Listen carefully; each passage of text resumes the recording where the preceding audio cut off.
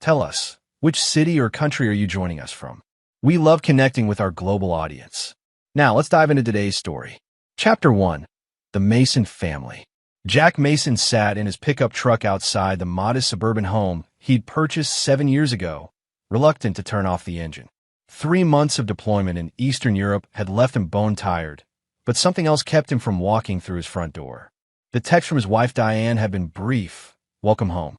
Mia can't wait to see you. Nothing about her missing him. Nothing about their anniversary last month. Just another in a growing line of disconnected communications.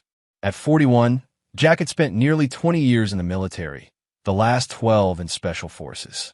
The skills that made him exceptional at his job, patience, observation, tactical thinking, had begun bleeding into his personal life. He noticed the small inconsistencies in Diane's stories, the growing emotional distance, and the increasingly hollow sound of her laughter on their video calls. Jack finally killed the engine and grabbed his duffel bag. Whatever problems existed between him and Diane could wait until tomorrow. Tonight was for Mia, his 8-year-old daughter, the center of his universe.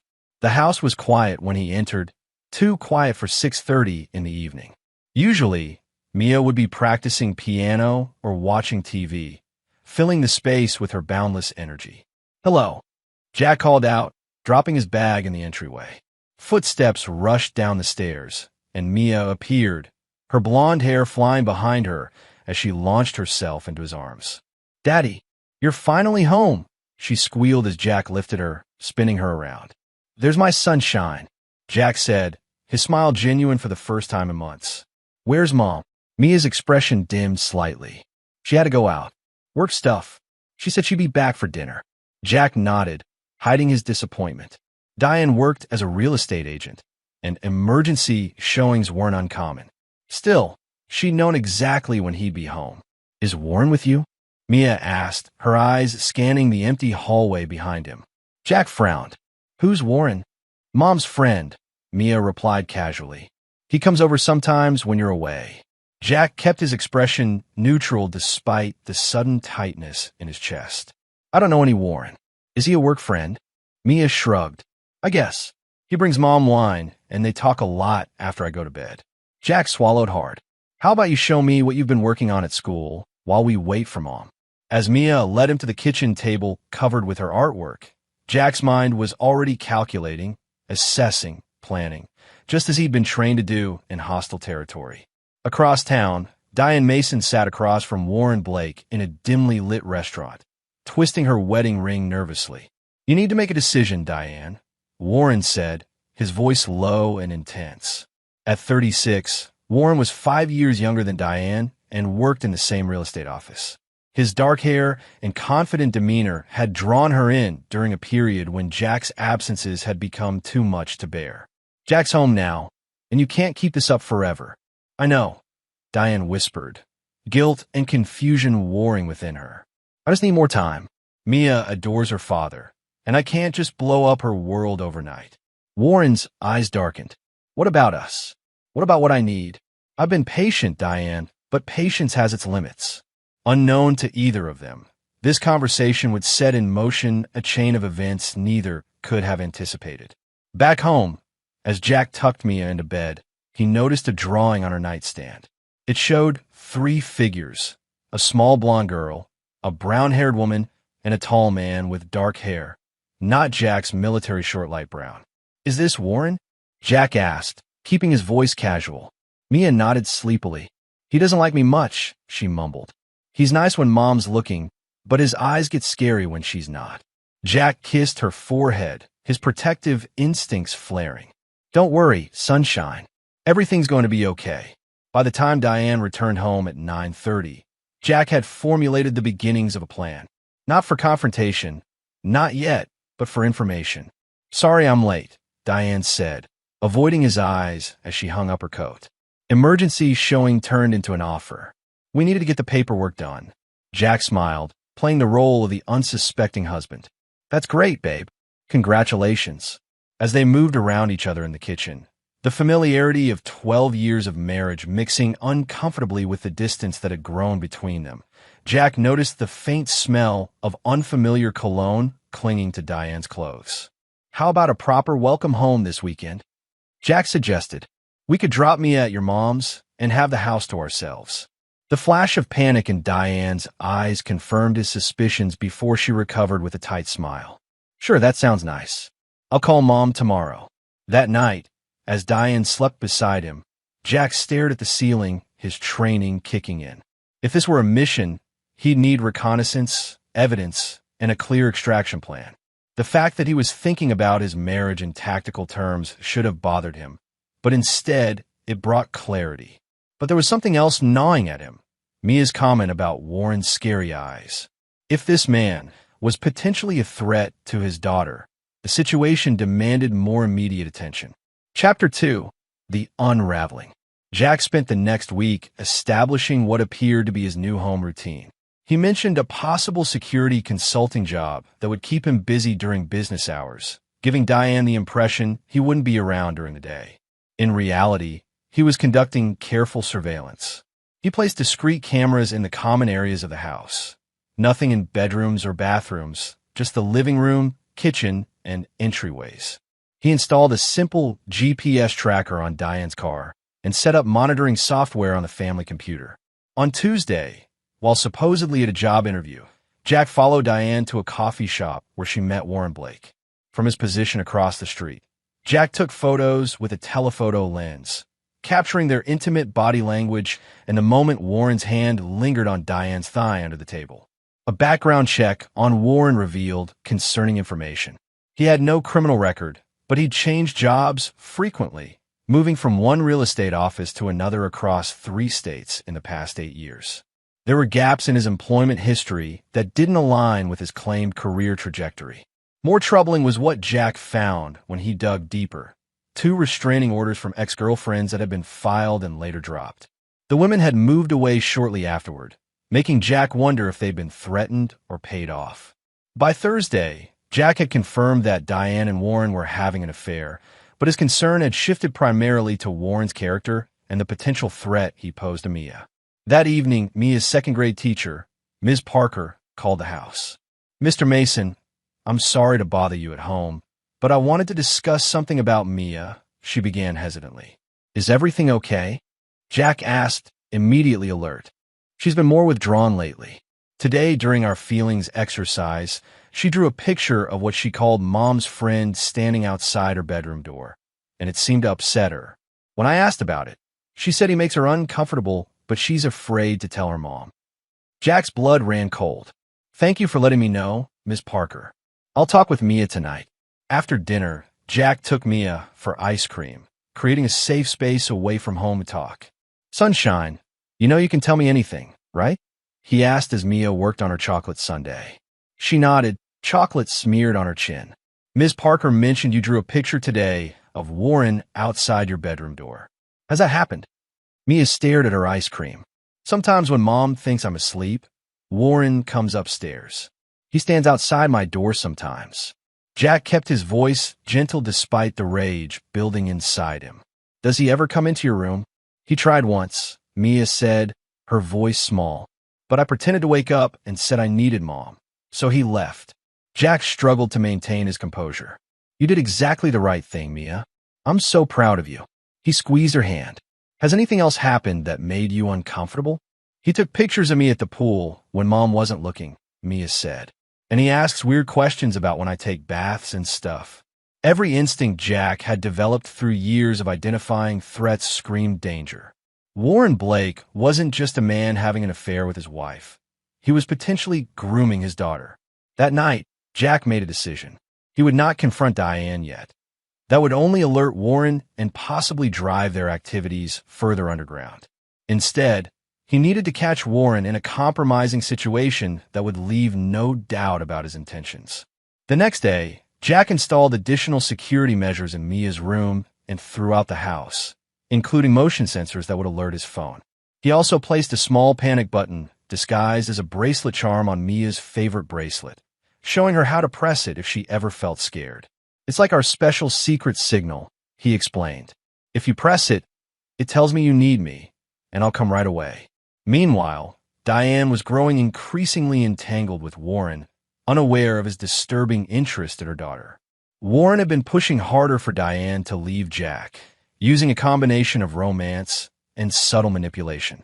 He's going to be deployed again eventually, Warren argued during one of their rendezvous at his apartment. Do you really want to keep living half a life? We could be a family, you, me, and Mia. The mention of Mia sent an uncomfortable chill through Diane, though she couldn't pinpoint why. Something about Warren's tone when he talked about her daughter had started to feel off, but she dismissed it as her own guilt clouding her judgment. I just need to find the right time, Diane insisted. Jack deserves better than having this conversation when he's just returned home. Warren's smile didn't reach his eyes. Of course, take your time. But remember, I won't wait forever. What Diane didn't know was that Warren had already begun making plans of his own. Plans that involved not just her, but Mia as well. Chapter 3. Dangerous Intentions. Sunday morning brought unexpected news. Diane's mother had fallen and needed surgery, requiring Diane to drive to Columbus to help. Jack offered to go with her, but she insisted he stay with Mia. It's nothing serious, just a broken wrist, Diane explained hurriedly as she packed an overnight bag. Mom just needs help with the paperwork and getting settled after the outpatient procedure. I'll be back tomorrow afternoon. Jack nodded, suspecting this might be a fabricated emergency to create time with Warren, but not wanting to tip his hand. Give your mom our love. After Diane left, Jack took Mia to the park, then for pizza, creating a normal, enjoyable father-daughter day. That evening, as he was helping Mia with her bath, his phone buzzed with a notification from one of the security cameras. Someone was approaching the front door. Jack checked the feed to see Warren Blake standing on his porch, looking nervously over his shoulder before using a key to unlock the front door. Jack's jaw clenched. Diane had given her lover a key to their home. Mia, remember that bracelet I gave you? Jack said, keeping his voice casual despite the adrenaline starting to pump through his system. I need you to keep it on, even during your bath, okay? I have to check something downstairs, but I'll be right back.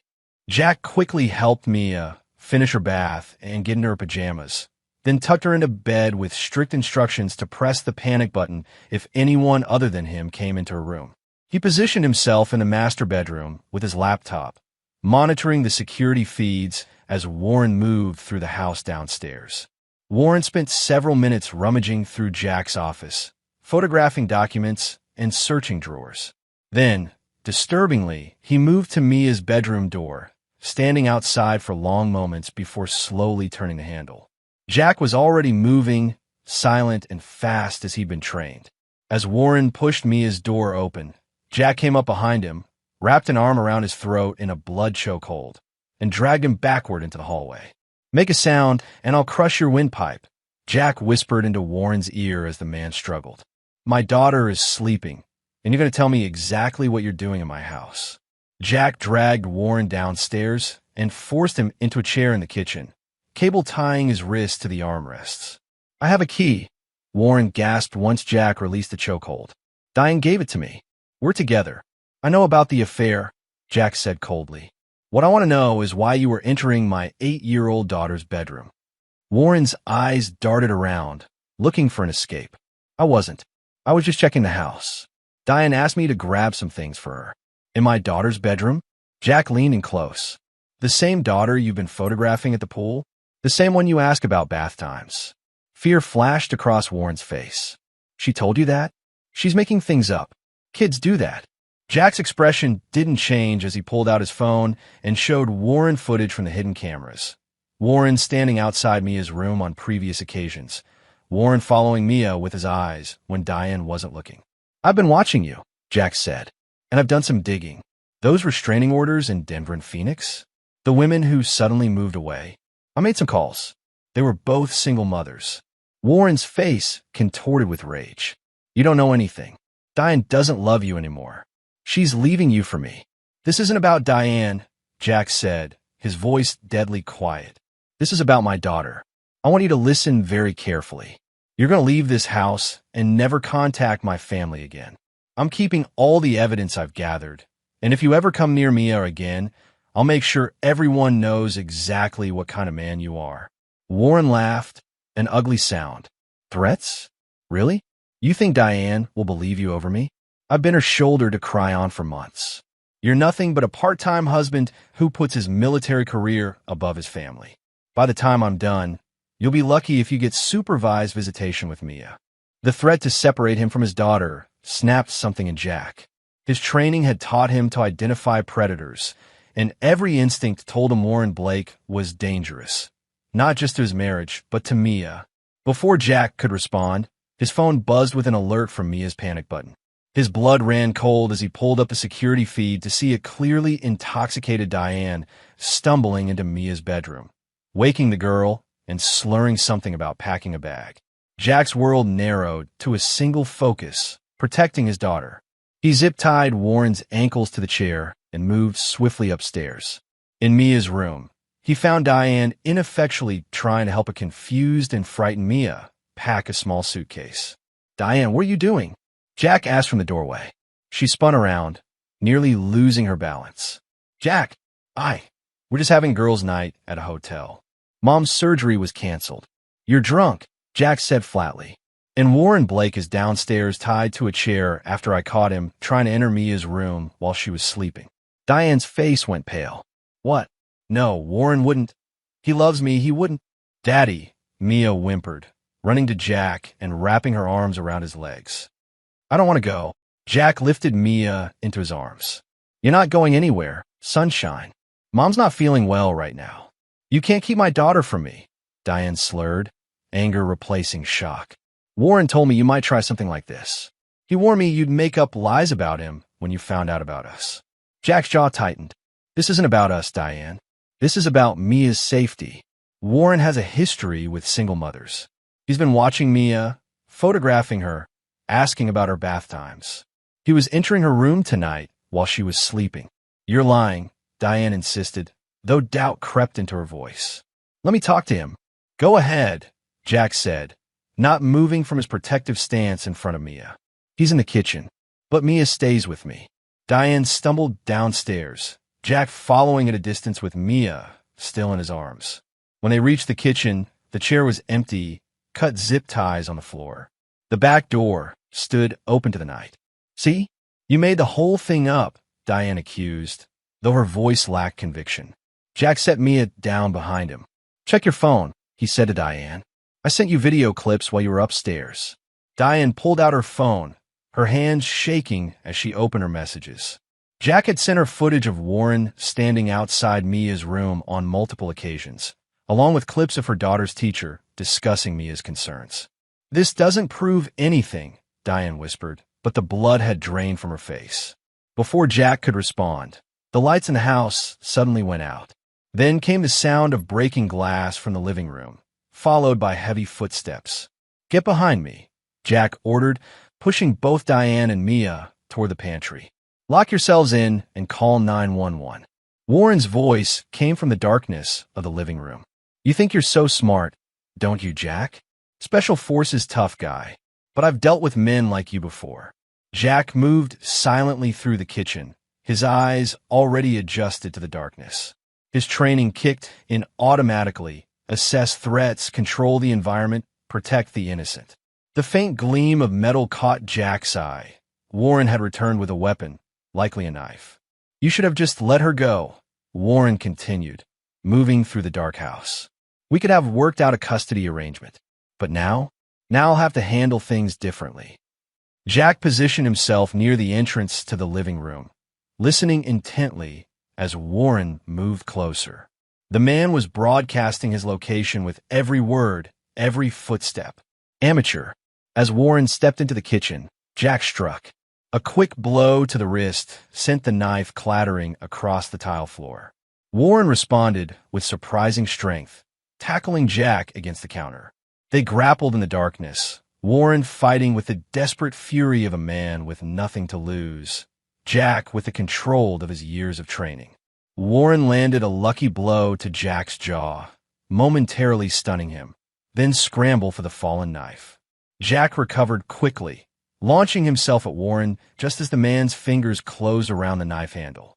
They crashed into the living room, knocking over furniture as they struggled for control of the weapon. In the background, Jack could hear Mia crying and Diane's panicked voice on the phone with emergency services. Warren managed to slash Jack's forearm, drawing blood, but the wound only focused Jack's mind further. With a practiced move, he trapped Warren's knife hand and applied crushing pressure to the nerves, forcing the man to drop the weapon. Warren howled in pain and rage, thrashing wildly as Jack subdued him efficiency, twisting the man's arm behind his back and forcing him face down onto the floor. "It's over," Jack said, his voice deadly calm despite the adrenaline coursing through his system. Warren's response was to buck violently, throwing Jack off balance just enough to break free. Instead of fleeing, Warren lunged toward the pantry where Diane and Mia were hidden. Jack reacted instinctively. He grabbed the fallen knife and hurled it, piercing Warren's thigh. The man screamed and collapsed, blood pooling beneath him as he clutched at his leg. Flashing lights appeared outside as police cars pulled up to the house. Jack kept pressure on Warren, ensuring he couldn't move until officers burst through the door with weapons drawn. "He broke in with a knife," Jack explained calmly as officers secured the scene. "My wife and daughter are in the pantry. The man is injured but stable." As paramedics treated Warren and the police took statements, Jack held a trembling Mia while Diane sat shell-shocked on the couch. The officers found Warren's phone, which contained disturbing photos of Mia and other children, immediately elevating the case to a potential sex crimes investigation. Later that night, as Mia finally slept with Diane watching over her, Jack sat with Detective Reynolds in the kitchen. "He won't be a threat to your family anymore," Reynolds assured him. "The evidence on his phone alone is enough to put him away for a long time. And with the attack tonight, attempted assault with a deadly weapon adds more years." Jack nodded tiredly. "What about my wife? Will she face charges for bringing him into our home?" Reynolds sighed. "Based on statements, including hers, she appears to have been manipulated. She's cooperating fully, admitted to the affair, but insists she had no knowledge of his interest in your daughter. Unless evidence suggests otherwise, she likely won't face criminal charges." After the detective left, Jack found Diane sitting on their bed, eyes red from crying. "I didn't know," she whispered. "I swear I didn't know what he was. How he was looking at Mia." Jack stood in the doorway, emotional exhaustion competing with the physical toll of the fight. "Would you have believed me if I'd told you my suspicions earlier? Or would you have dismissed it as jealousy?" Diane couldn't meet his eyes. "I don't know. That's the problem," Jack said quietly. "You put our daughter in danger because you weren't paying attention, because you wanted to believe the best about him." "I'll never forgive myself," Diane said, fresh tears tracking down her face. "And I don't expect you to forgive me either." Jack looked at his wife, this woman he had loved for 12 years, the mother of his child, and felt nothing but a hollow ache. "Right now, all that matters is keeping Mia safe and helping her heal from this," he said. "Everything else can wait." As he left the room to check on his daughter one more time, Jack knew that while the immediate danger had passed, the real challenge was just beginning. Rebuilding trust, if that was even possible, would be far harder than subduing Warren Blake. And the fact remained, his wife had been willing to take their daughter away in the middle of the night at the behest of a man who meant the child harm. That wasn't something Jack could simply forget, no matter what came next. Act 2, Aftermath. Chapter 4, Broken Foundations. 3 weeks after what the family now referred to simply as the incident, Jack sat across from his lawyer, Vivian Torres, in her downtown office. The evidence against Warren Blake continued to mount as the investigation expanded. Police had found connections to known child exploitation networks on his devices, and 2 other families had come forward with similar stories of Warren insinuating himself into their lives. "He's looking at 20 years minimum," Vivian explained, pushing her glasses up her nose.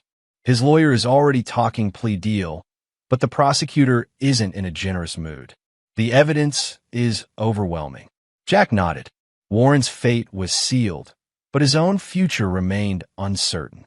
"And the divorce?" Vivian opened another file. "Given the circumstances, we're in a strong position.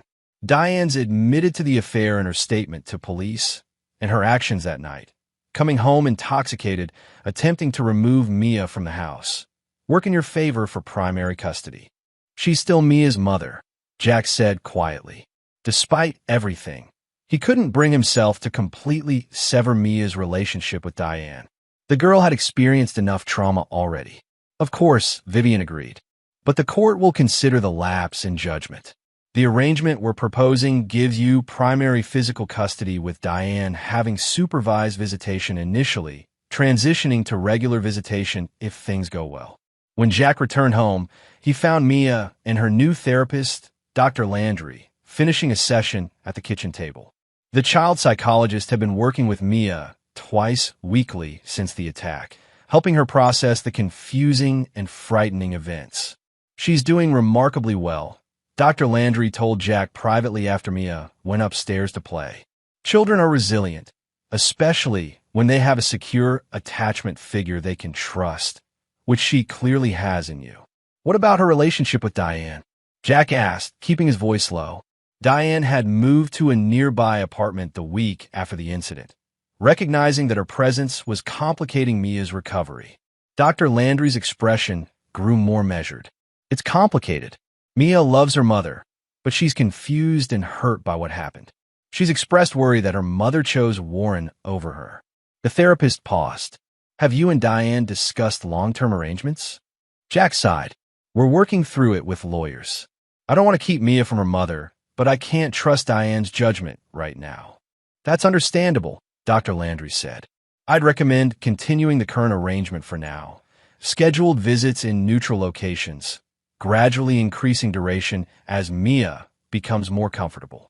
Family therapy would be beneficial when you're both ready. Later that evening, Jack drove Mia to meet Diane at a nearby restaurant for dinner. Their twice-weekly ritual now. These supervised visits were awkward, but necessary as they navigated their new reality. As Jack watched Mia and Diane interact over pizza, he noticed how Diane seemed almost afraid to touch her daughter, maintaining a physical distance that hadn't existed before. Mia, for her part, was polite but reserved, nothing like the effusive child she'd been around her mother in the past. Daddy said we might go camping next weekend, Mia announced, breaking a silence that had stretched too long. Diane forced a smile. That sounds fun, sweetie. Your dad is great at camping. You could come too, Mia said hesitantly, then looked at Jack with uncertainty. The invitation caught both adults off guard. Diane glanced at Jack, who kept his expression neutral despite his surprise. That's thoughtful of you to offer, Mia, Diane said carefully. But I think this should be special time just for you and Daddy. The disappointment on Mia's face was subtle but unmistakable. Jack realized that despite everything, Mia was trying to reconstruct her shattered family in the only way her 8-year-old mind knew how. After dinner, when Mia went to the restroom, Jack and Diane had a rare moment alone. How are the new anxiety medications working? Jack asked, aware that Diane had been struggling with panic attacks since learning the full extent of Warren's predatory behavior. Diane twisted her napkin between her fingers. Better. The nightmares aren't as frequent. She looked up, meeting his eyes directly for the first time in weeks. Jack, I know you might never forgive me, but I need you to know I would have died before knowingly letting anyone hurt her. Jack believed her, which made the situation all the more tragic. Diane hadn't been malicious, just blind, selfish, and careless. In some ways, that was harder to reconcile than deliberate malice would have been. I know, he said finally, but good intentions don't change what happened, or what could have happened if things had gone differently that night. Back at home, after tucking Mia into bed, Jack sat on his porch with a glass of bourbon and mulled over the surprising invitation Mia had extended to Diane. Despite his anger and disappointment, he couldn't ignore the reality that Diane was still Mia's mother, and Mia clearly wanted to repair that relationship. The following morning brought an unexpected visitor. Ben Nelson, Jack's former commanding officer and longtime friend, stood on the porch with coffee and donuts. Thought you could use some breakfast and a friendly ear, Ben said gruffly, his weathered face showing concern beneath his usual stoic expression. They sat at the kitchen table while Mia watched cartoons in the living room, and Jack filled Ben in on the latest developments. So what's the endgame here? Ben asked bluntly after listening. Full custody? Reconciliation? Clean break. Jack scrubbed a hand over his face. I don't know. The lawyer thinks I can get primary custody easily given the circumstances. But Mia invited Diane to come camping with us next weekend, which threw me for a loop. Ben nodded thoughtfully. Kids want their parents together, even when it's not possible. Part of me thinks I should try to forgive Diane for Mia's sake, Jack admitted. But another part can't get past the fact that she brought a predator into our home, gave him a key, and was about to take Mia away with her that night. Those aren't mutually exclusive positions, Ben pointed out. You can forgive Diane without trusting her with Mia's safety again. At least not right away. As they talked, Jack's phone buzzed with a text from Vivian. Call me ASAP. New development. Excusing himself, Jack stepped onto the porch to return the call. We have a problem, Vivian said without preamble. Warren Blake made bail this morning. Jack felt his blood run cold. How? I thought the judge denied bail. New judge, new hearing. His family posted a substantial property bond, and his attorney successfully argued he's not a flight risk due to the tracking monitor and his medical condition. Jack remembered the knife wound to Warren's thigh, a wound that had prevented the man from reaching Mia that night. What about the restraining order? Still in place, Vivian assured him. He's not allowed within 500 feet of any of you or your home. But Jack, there's more. He's alleging you attacked him without provocation, claiming he was at your house at Diane's invitation and never attempted to enter Mia's room. That's bullshit, Jack growled. We have the security footage, which his attorney is trying to get thrown out as unlawfully obtained evidence, since Diane didn't know about the cameras. Vivian sighed. Look, the criminal case against him for the child exploitation material is solid. This is just a desperate attempt to muddy the waters for the assault charges.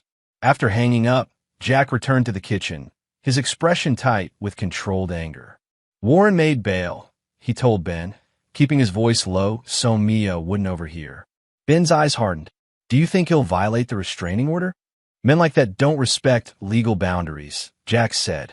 I need to increase security here and make sure Mia's school knows not to release her to anyone but me. As they discussed precautions, Jack's phone buzzed again. This time it was Diane. Did you hear? What do we do now?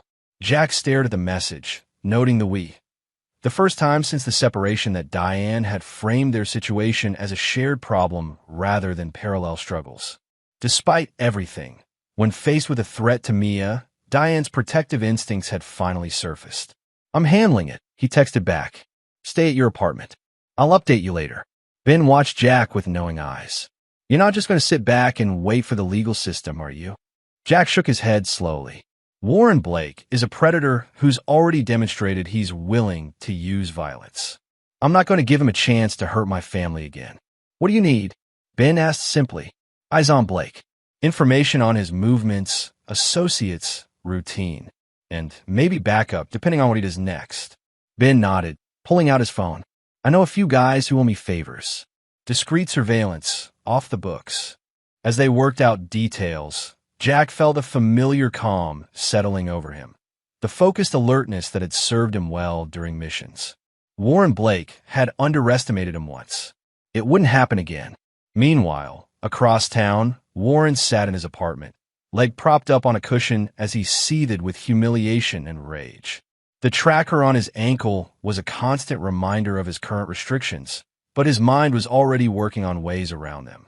They think this is over, he muttered to himself, swallowing another painkiller. But they have no idea what I'm capable of when I'm crossed. On his coffee table lay a floor plan of Jack's house, a copy Diane had given him months ago when discussing potential renovations. Beside it was a school newsletter with Mia's class schedule highlighted. And on his phone, saved messages from Diane professing her love, messages he planned to use to drive a final wedge between her and Jack. Warren didn't just want revenge. He wanted to destroy the Mason family completely, and he wasn't going to let a tracking anklet stop him. Chapter 5, Countermoves. By mid-April, a fragile new normal had established itself. Jack had installed additional security measures at the house, enrolled Mia in a different school closer to home, and established a communication protocol with Diane that prioritized Mia's safety. The investigation into Warren continued, with more disturbing evidence emerging as digital forensics experts analyzed his devices. What Jack didn't know was that Warren had been methodically working to undermine him from afar. Unable to approach the Mason family directly due to the restraining order and ankle monitor, Warren had instead focused on gathering leverage and manipulating others to do his dirty work. His first move was reaching out to Diane under the guise of closure. "I know we can never be together now," he wrote in an email sent through a lawyer, ostensibly for legal purposes. "But there are things you should know about Jack and the night of the incident that might change how you see things." Against her better judgment, Diane responded, asking what he meant. The exchange began a slow drip of carefully crafted half-truths and outright lies designed to plant seeds of doubt about Jack's stability and intentions. Warren's second move involved an old acquaintance from his real estate days, Cole Weathers, a man with his own grudge against Jack from a property deal gone sour years earlier. Cole was all too happy to help gather information on Jack's movements and routine, staying just outside the restraining order boundary to avoid legal complications. Meanwhile, Jack was conducting his own counterintelligence. Ben's contacts had established surveillance on Warren, documenting his visitors and movements while seemingly respecting the legal restrictions placed on him. "He's playing it smart," Ben reported during one of their regular check-ins. "No direct contact, no obvious violations. But he's had meetings with some shady characters, including that real estate agent who tried to screw you on the lake property deal." Jack frowned. "Cole Weathers? I haven't thought about him in years." "Well, he's thinking about you," Ben replied. "He's been watching your house from just beyond the property line. Not close enough to violate any orders, but definitely surveillance." This information prompted Jack to adjust his security measures and vary his routines. He also decided it was time to bring Diane more fully into the loop.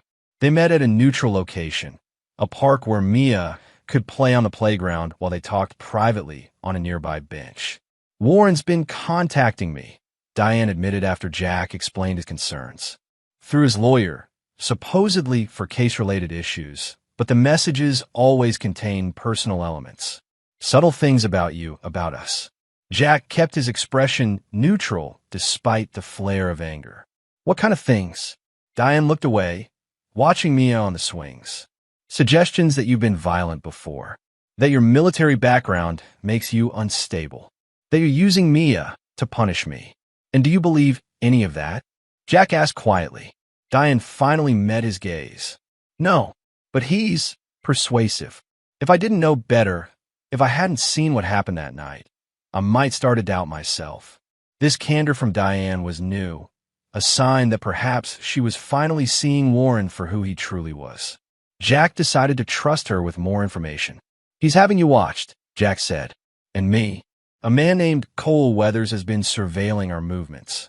Diane paled. "The real estate agent? I remember him. He was at the office once arguing with Warren. I thought they hated each other. Apparently they found common ground in disliking me," Jack said dryly. "Look, Diane, I think Warren is planning something. The surveillance, the manipulation through messages, he's gathering information and trying to create division between us." "What do we do?" Diane asked, fear evident in her voice. "First, we present a united front where Mia is concerned," Jack said firmly. "No matter what happens between us, we need to agree that her safety comes first. Second, document everything, every message, unusual encounter, car that passes your apartment too many times." As they talked, Jack's phone buzzed with a text from Ben. "Blake's tracker shows him at home, but my guy swears he just saw him at the mall. Could be equipment malfunction or something worse." Jack's instincts immediately sharpened. If Warren had found a way to circumvent his monitoring, the threat level had just escalated significantly. "I need to get Mia home," he told Diane, showing her the message. "If he's figured out how to fool the ankle monitor, none of the legal protections mean anything." Diane's face hardened with resolve. "I'm coming with you. If he's coming after Mia, I want to be there." Jack hesitated only briefly before nodding. Having Diane at the house would be complicated emotionally, but it made tactical sense to have another adult watching over Mia. As they drove home, Jack called Vivian to report the potential monitoring violation, then contacted Detective Reynolds with the same information. Both promised to investigate immediately, but Jack knew bureaucratic wheels turned slowly. By the time officials confirmed whether Warren had actually tampered with his tracker, it might be too late. At the house, Jack implemented full security protocols, checking all entry points, activating additional monitoring systems, and preparing go bags in case they needed to leave quickly. Diane watched with a mixture of awe and dismay as Jack efficiently transformed their family home into what essentially amounted to a fortress. "Has it been like this the whole time?" she asked quietly as Jack checked the reinforcements on the back door. "Pretty much," Jack admitted. "I didn't want to scare Mia, so most of it is subtle, but yes." Diane looked stricken. "I had no idea. I thought maybe you were being paranoid." "It's not paranoia when the threat is real," Jack said without looking up from his work. That evening, as Mia slept upstairs with both her panic button bracelet and a new motion-detecting baby monitor, Jack and Diane sat in the kitchen reviewing the security footage from the past week. "There," Jack said, pointing to a car that had passed the house multiple times. "That's Cole's Audi. He's been mapping our patterns, probably reporting back to Warren." Diane shook her head in disbelief. "I can't believe I fell for Warren's act. Looking back, there were so many signs, so many moments that should have raised red flags." "He's a practiced manipulator," Jack said, not unkindly. "That's what predators do. They identify vulnerabilities and exploit them." "My vulnerability was feeling abandoned," Diane admitted quietly. "All those deployments, all those months of solo parenting. I resented you for having a purpose, a mission, while I felt stuck in place." Jack stopped scrolling through footage to look at her. It was the most honest she'd been about the roots of her dissatisfaction. "I could have done better," he acknowledged. "Been more present when I was home. Recognized how hard it was for you." This moment of mutual recognition, of shared responsibility for the breakdown of their marriage, didn't erase what had happened, but it created a small bridge of understanding between them. The moment was interrupted by Jack's phone ringing. "Ben. Blake's not at his apartment," Ben said without preamble. "The tracker is there, but he's removed it somehow. My guy followed a car from the underground garage. It's heading in your direction."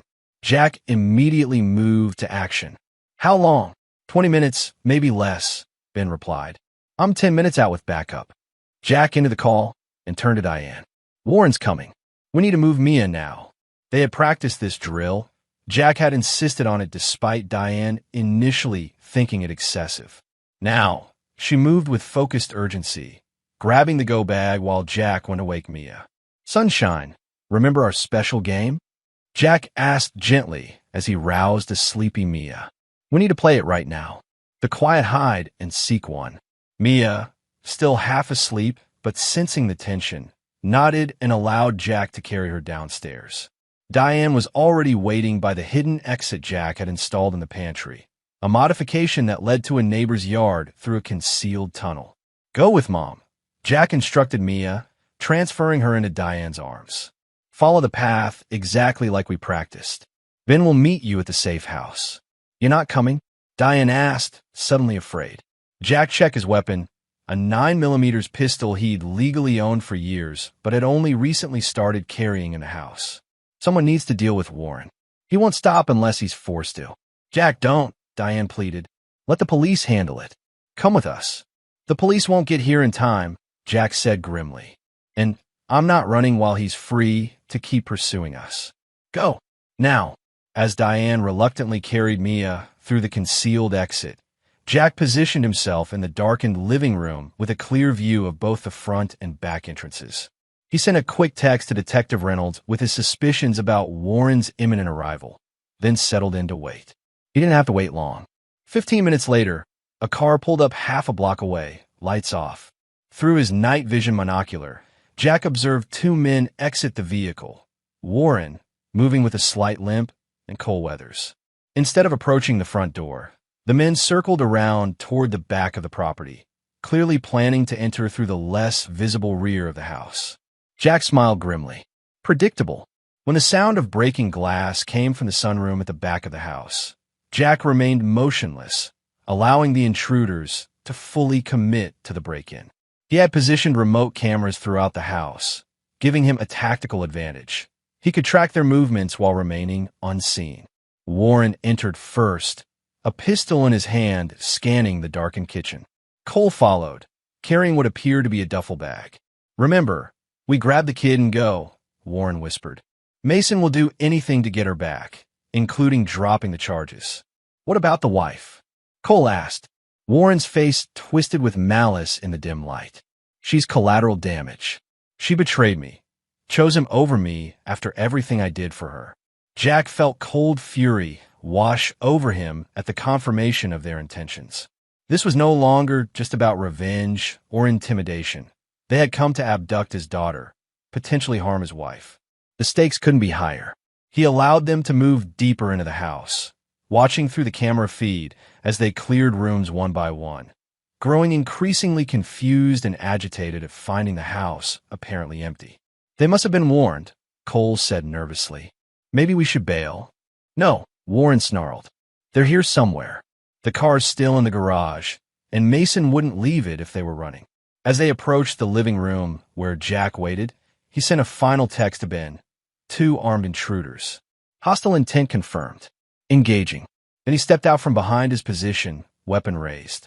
"Police are on their way, Warren. Put the gun down." Warren spun around, firing wildly in Jack's direction. The shot went wide, embedding itself in the wall as Jack dove for cover behind a heavy oak cabinet. "You're dead, Mason," Warren shouted, his voice unhinged with rage. "Then I'm going to find your precious daughter and finish what I started." The explicit threat eliminated any hesitation Jack might have felt. Warren Blake had just confirmed his worst intentions toward Mia, intentions Jack had suspected from beginning. Cole, apparently realizing he'd gotten in over his head, made a break for the back door. Jack let him go, focusing on the more dangerous threat. Warren was moving through the room, using furniture as cover as he worked his way toward Jack's position. "Did Diane tell you about all the times she cried on my shoulder?" Warren taunted, trying to provoke Jack into making a mistake. "How she said you were cold, absent, more married to the military than to her. How she wished she'd never had a child with you." Jack tuned out the provocations, focusing instead on Warren's movements, predicting his next position. When Warren paused to reload, Jack made his move, rolling to a new position that gave him a clear angle. "Drop it, Warren," Jack commanded. "Last chance." Warren responded by firing again, the bullet splintering wood inches from Jack's head. Jack returned fire, hitting Warren in the shoulder. The man screamed in pain and rage, but didn't drop his weapon, instead charging toward Jack's position with reckless abandon. In the split second before Warren rounded the cabinet, Jack made a tactical decision. He could retreat, possibly exposing himself to more danger, or he could stand his ground and potentially be forced to use lethal force. He chose a third option. As Warren appeared, Jack struck with stunning speed, disarming the man with a practiced move that sent the gun skittering across the floor. Warren, now weaponless but still dangerous, grappled with Jack, his face contorted with hatred. "I'll kill you," Warren gasped through gritted teeth, blood from his shoulder wound soaking his shirt. "Then I'll find them. You can't protect them forever." They struggled across the room, crashing into furniture. Despite his wound, Warren fought with the desperate strength of a cornered animal. He managed to grab a heavy crystal vase from a side table and smashed it against Jack's temple, momentarily stunning him. As Jack's vision swam, Warren staggered toward his fallen gun. Jack forced himself to focus through the pain, launching himself at Warren's legs in a tackle that sent them both crashing into the living room's large picture window. The glass shattered under their combined weight, and they tumbled onto the front lawn in a shower of broken shards. Warren landed badly, a large piece of glass slicing deep into his thigh. Ironically, the same leg Jack had wounded during their previous encounter. The man screamed in agony as blood pulsed from the severed artery. Jack, dazed but conscious, immediately applied pressure to the wound, instinctively working to save the life of the man who had just tried to kill him. "Help is coming," Jack said grimly as Warren's face grew pale from blood loss. You're going to live to stand trial. Warren's eyes burned with hatred even as shock began to set in. You think this is over? There are others who understand what needs to be done with girls like Mia. The implication sent ice through Jack's veins, but before he could respond, sirens wailed in the distance and headlights swept across the lawn as multiple vehicles converged on the house. Detective Reynolds was first on the scene, weapon drawn until he assessed the situation. Paramedics rushed to stabilize Warren while officers secured the perimeter and began gathering evidence of the break-in. "We got your texts," Reynolds told Jack as a medic cleaned the gash on his temple. Tracked Blake's ankle monitor, found it attached to his cat. He's looking at significant additional charges now. Attempted kidnapping, assault with a deadly weapon, violation of restraining order. Jack nodded tiredly. There's more. He implied he's connected to others with similar interests. A network. Reynolds' expression darkened. We'll dig into it. Based on what we've already found on his devices, it wouldn't surprise me. Where are Diane and Mia? Safe house, Jack replied. My former CO is with them. As the chaos of the crime scene investigation unfolded around him, Jack finally allowed himself to acknowledge the magnitude of what had just happened and what had nearly happened. Warren Blake had come to abduct his daughter, potentially harm his wife, and kill him. The man had been willing to destroy an entire family to satisfy his twisted desires and need for revenge. And most disturbing of all was his final implication, that he wasn't alone, that others like him existed who had taken an interest in Mia. The threat might not be over, even with Warren in custody. Jack pulled out his phone and called Ben. We're secure, Ben reported. Mia's asleep. Diane's a wreck, but holding it together. What's your status? Warren's in custody, heading to surgery, Jack reported. I'm fine. Minor injuries. But Ben, this might be bigger than we thought. I need you to stay with them while I follow up on something. Despite his exhaustion and the lingering effects of the concussion, Jack knew he couldn't rest. Not yet.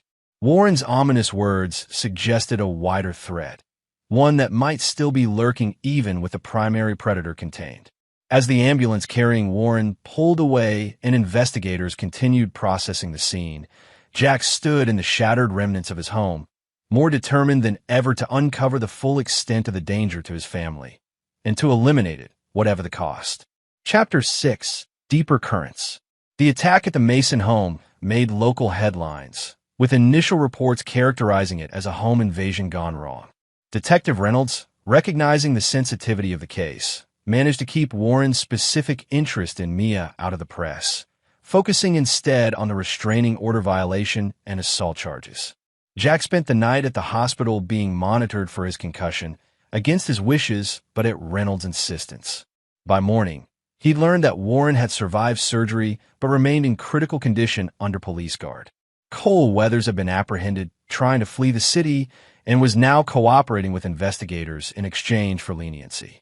Diane and Mia remained at the safe house, a small cabin owned by Ben's brother in the mountains just outside the city. When Jack arrived the following afternoon, he found Mia playing a board game with Ben while Diane sat by the window, jumping at every sound from the surrounding forest. "Daddy!" Mia exclaimed, running to him. Jack winced slightly as her small body collided with his bruised ribs, but held her tightly. "Hey, sunshine, having fun with Uncle Ben.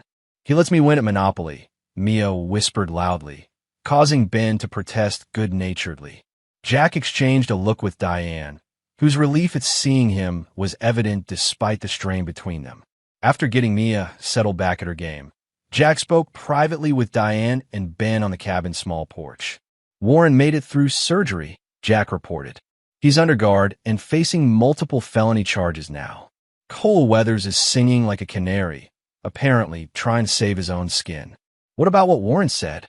Diane asked, her voice tight with fear. About others being interested in Mia? Jack's jaw clenched. Reynolds is investigating. They're going through Warren's contacts, devices, everything. But I'm not taking any chances. My buddy at the cybercrimes unit is helping unofficially, Ben added. Preliminary examination of Warren's cloud accounts shows communication with several unknown users who share similar proclivities. Diane made a small, broken sound. How did I not see it? How could I have been so blind?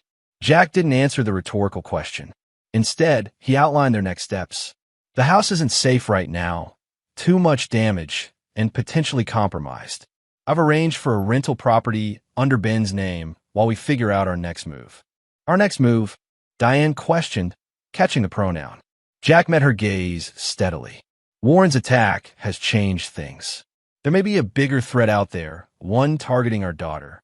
Whatever issues exist between us, we need to present a united front. Ben, sensing the need for the couple to talk privately, excused himself to check on Mia. Once alone, Diane turned to Jack with tears in her eyes. I keep thinking about what would have happened if you hadn't been so vigilant. If you hadn't noticed Warren's interest in Mia. If you hadn't installed those cameras. But I did, Jack said simply. And we stopped him. No, you stopped him, Diane corrected. I was part of the problem. She wiped at her tears angrily. I brought him into our lives. I gave him access to our home, to Mia. I believed his lies over your concerns. Jack leaned against the porch railing, exhaustion from the past 24 hours catching up with him. Why? What did you see in him that made you trust him so completely? It was a question that had haunted him for weeks. Understanding Diane's vulnerability to Warren's manipulation might help protect against similar threats in the future. Diane was quiet for a long moment. Attention, she finally said. Validation. When you're deployed, I'm essentially a single parent. I handle everything alone, the house, Mia, my job. Warren made me feel seen in a way I hadn't in years. He acted impressed by everything I managed on my own, while simultaneously making me feel it was okay to need help, to be vulnerable. She laughed bitterly. Of course, now I see he was just identifying weaknesses, creating dependence. Classic predator tactics. Jack absorbed this, recognizing painful truths on both sides. His military career had created gaps in their relationship, spaces where someone like Warren could insert himself. And Diane, feeling unseen and unappreciated, had been susceptible to the attention. For what it's worth, Jack said after a while, I've always been impressed by how you manage everything during deployments. I just didn't say it enough. A tentative truce formed in that moment. Not forgiveness or reconciliation, but a recognition of shared vulnerabilities and mistakes that had led them to this point. The conversation was interrupted by Jack's phone. It was Reynolds. We found something on Weathers' phone, the detective said without preamble. GPS coordinates for a cabin near Lake Marshall. According to Weathers, it's where Warren was planning to take Mia. Jack's blood ran cold. Have you checked it out? Team's on the way now. But Jack, there's more. Weathers claims Warren talked about associates who would be meeting them there. He says he thought it was just buyer clients for a property showing, but given what we know now, I want to see it, Jack said immediately. Absolutely not, Reynolds replied firmly. This is an active investigation, and you're a material witness. Stay with your family. I'll update you as soon as we know more. After hanging up, Jack relayed the information to Diane, who looked physically ill at the implications.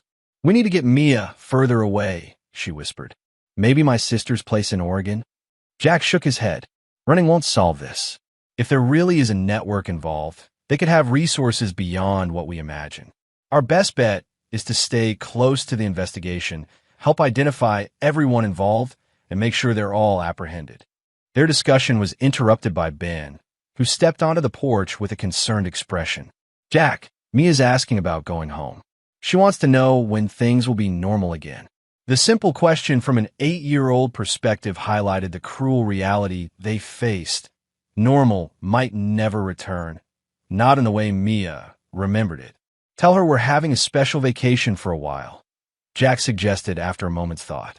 That we'll be staying in a new house for a bit because ours needs some repairs. Ben nodded and returned inside, leaving Jack and Diane to confront the uncertainty of their future. What happens when this is over? Diane asked quietly. With us? With custody arrangements? It was the question that had hovered between them since the separation, now complicated by recent events. I don't know, Jack admitted. A week ago, I would have said we proceed with the divorce, establish a custody schedule, move on separately. But now there's a threat to Mia that changes everything, Diane finished for him. Jack nodded, then added something he hadn't planned to say. And you've changed too. The Diane from 3 weeks ago wouldn't have accepted Warren's true nature so completely. Wouldn't have been so focused on Mia's safety above everything else. It wasn't forgiveness, exactly, but it was an acknowledgement of growth, of Diane's eyes finally being open to the danger she had unwittingly invited into their lives. I'll never make that mistake again, Diane said with quiet intensity. I'll never trust anyone around Mia without absolute certainty they mean her no harm. It was the kind of protective instinct Jack had been waiting to see from her. Late in coming, but perhaps not too late for their daughter's well-being. Later that evening, as Mia slept in the cabin's small second bedroom, Jack received another call from Reynolds. We raided the cabin, the detective reported, his voice grim. Found evidence consistent with child trafficking preparations, restraints sized for children, sedatives, fake identification documents. But no people, place was deserted. They were tipped off, Jack included. Appears that way. But we did find something else, a laptop hidden in a ventilation duct. Cyber team is working on it now. But preliminary findings suggest communication with at least 3 other individuals regarding plans for that location.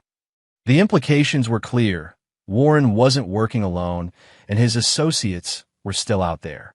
We're moving the family to a secure location tomorrow, Jack informed Reynolds.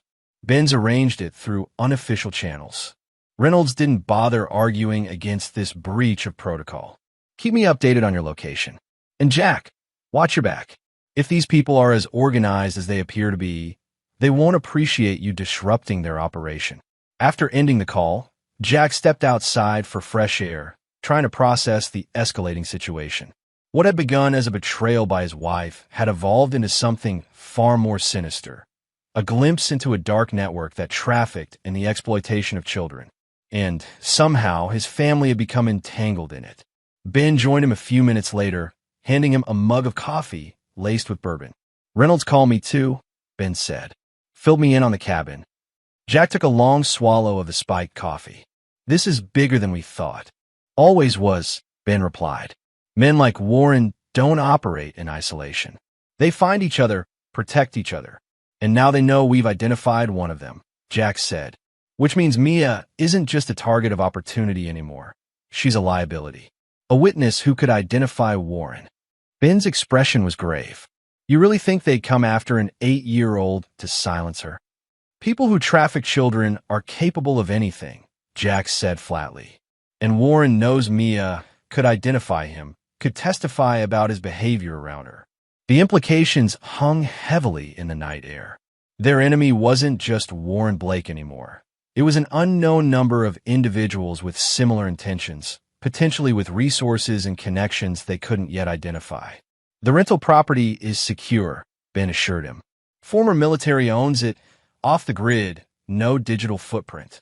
We'll move you tomorrow. Set up communication protocols. Jack nodded gratefully. I need to make one stop first. Alone. Ben raised an eyebrow. That sounds like something I should talk you out of. Probably, Jack agreed. But you won't.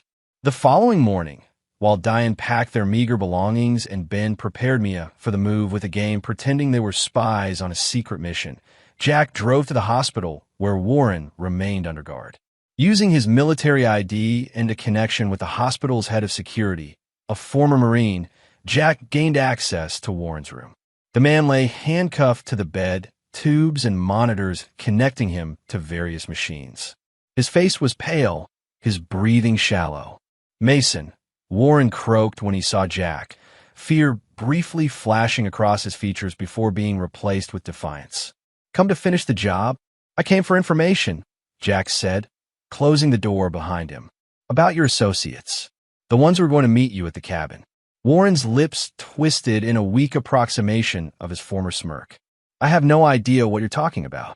They abandoned you, Warren, Jack said, moving closer to the bed. Left you to take the fall while they disappeared. Police found the cabin, the preparations. It's over. Uncertainty flickered in Warren's eyes. I want a lawyer present for any discussion. This isn't an official interview, Jack said quietly. This is between you and me. One chance to do something right, to give me the information I need to protect my daughter from your friends. You can't touch me, Warren sneered, though his confidence appeared to be wavering. I'm in police custody. Anything happens to me, you're the obvious suspect. Jack smiled thinly. I'm not going to hurt you, Warren. I don't need to. He leaned closer. But I've spent 20 years in special forces. I've made contacts around the world, including in every major prison in this state. One phone call, and your life inside becomes difficult. Fear crawled across Warren's face as the implication sank in. You're bluffing. Maybe, Jack conceded. But ask yourself this. How much are these associates worth to you? The ones who left you bleeding and arrested while they disappeared. The ones who haven't sent a lawyer, haven't tried to contact you, haven't done anything to help. Warren's expression wavered, doubt replacing defiance. Jack pressed his advantage. They used you, Warren. You were the expendable one, the distraction. Give me names, give me locations, and I'll make sure Detective Reynolds knows you cooperated. It could mean the difference between regular population and protective custody. For a long moment, Warren seemed to be calculating his options. Finally, his shoulders slumped in defeat. There's a man, calls himself Anderson. I only met him in person once, but he's the one who approached me initially after seeing some content I'd shared online. He's connected, powerful, said he had clients with specific interests willing to pay premium prices.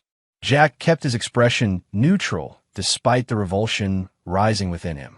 Connected how? Politically, I think. He implied protection from high places. That's why I wasn't worried about the charges sticking. He promised intervention if I ever got into trouble. Warren laughed bitterly. Guess that was a lie. Where do I find him? Jack pressed. Warren hesitated, then seemed to make a decision. There's a private club downtown, the Cardinal's Nest. Members only, very exclusive. He conducts business from there. But you'll never get in without. I'll manage, Jack interrupted. What does he look like? Warren described a man in his 50s, distinguished, with silver hair and a scar along his jaw from a childhood accident. As Jack committed the details to memory, he realized he was getting a glimpse into a world few ever saw, a shadow network operating behind legitimate businesses and social connections. They'll kill you if you go after them, Warren warned, a strange mix of fear and satisfaction in his voice. They're not like me. They're organized, connected. They have people everywhere. So do I, Jack replied simply. He turned to leave, then paused at the door. One more thing. Was Mia specifically targeted, or was she just convenient because of your relationship with Diane? Pain flickered across Warren's face. Not physical, but something deeper. It started as convenience. But then Anderson saw her photo on my phone. He said she was premium merchandise, blonde, athletic, the right age. That's when it became more than just my personal interest. The confession, stark in its horror, confirmed Jack's worst fears. This hadn't been random. At some point, Mia had been specifically identified as a target by people beyond Warren. If you're lying to me, Jack said quietly, about any of this, I'll know. And I'll be back. Warren didn't respond, turning his face away as Jack left the room. Outside the hospital, Jack sat in his car for several minutes, processing what he'd learned. The threat was real, organized, and potentially far-reaching. Warren had been merely the visible edge of something much darker. He called Ben to relay the information, instructing him to reach out to trusted contacts for intelligence on the Cardinal's Nest and anyone matching Anderson's description. Then he called Reynolds, sharing everything except the implied threat he'd made to Warren. The detective sounded troubled by the new information. This goes beyond my jurisdiction if what he's saying is true, Reynolds admitted. I'll need to bring in federal resources, possibly FBI's Crimes Against Children unit. Do it, Jack agreed. But keep my family's location restricted to only those you absolutely trust. If this Anderson has connections like Warren claims, information could leak. After ending the call, Jack sat for a moment longer, steeling himself for what came next. The battle to protect Mia had expanded beyond a single predator to an organized network, one that had already identified his daughter as a target. As he started the car to return to the cabin, Jack felt a cold certainty settle over him. This wouldn't end with investigations and arrests. Some threats required more permanent solutions, and he was uniquely qualified to provide them. Act 3. Reckoning. Chapter 7. The Cardinal's Nest. The safe house Ben had arranged was a modernized farmhouse on 20 acres of land outside the city. Isolated without being conspicuous, it offered clear sight lines in all directions and multiple evacuation routes, perfect for a family needing both security and privacy. For Mia, the property was an adventure, a pond for swimming, woods for exploring, even a small stable with 2 gentle horses owned by the property's caretaker. The illusion of a vacation helped distract her from the reality of their situation, though she sometimes asked pointed questions that revealed her awareness that something was wrong. "Are the bad men still looking for us?" she asked Jack one evening as he tucked her into bed in the farmhouse's cozy second bedroom. Jack paused, considering how much truth an 8-year-old could handle. "Some of them might be," he finally answered, "but they don't know where we are, and we have lots of people helping keep us safe." Mia nodded solemnly. Like Uncle Ben and his friends with the big guns. Jack suppressed a smile. Ben's security team, former operators from various military branches, maintained a discreet but constant presence on the property. They kept their weapons concealed when Mia was around, but clearly not well enough. "Exactly like them," Jack agreed. "Now sleep tight, sunshine. Big day tomorrow." Tomorrow would indeed be significant, but not for the horseback riding lesson Mia anticipated. After nearly 2 weeks of reconnaissance and preparation, Jack and Ben had finally gathered enough intelligence on the Cardinals' nest to make their move. Downstairs, Diane sat with Ben and Jack's newest ally, Special Agent Leah Winters from the FBI's Crimes Against Children Unit. Reynolds had brought her in after reviewing the evidence from Warren's devices in the cabin, recognizing the case had expanded beyond local jurisdiction. "The club operates as a legitimate business on paper," Agent Winters explained, spreading photographs across the kitchen table. "Private membership, expensive fees, exclusive clientele. The owner is listed as Cardinal Enterprises, but it's a shell corporation registered in the Caymans." "And this Anderson?" Diane asked, studying the surveillance photos Ben's team had obtained. "Still working to confirm his identity," Winters admitted. "He uses various aliases, moves between circles that don't typically intersect. What we do know is that he's connected to at least 3 other cases involving trafficking and exploitation." Jack examined the photos thoughtfully. The man matched Warren's description, distinguished, silver-haired, with a distinctive scar along his jawline. In each image, he was impeccably dressed, projecting wealth and confidence as he entered or exited the club. "What's the play here?" Ben asked. "Official raid? Undercover operation?" Winters grimaced. "That's the problem. We don't have enough for a warrant yet. These types of operations are notoriously difficult to penetrate. They use rotating locations, encrypted communications, vetted members only.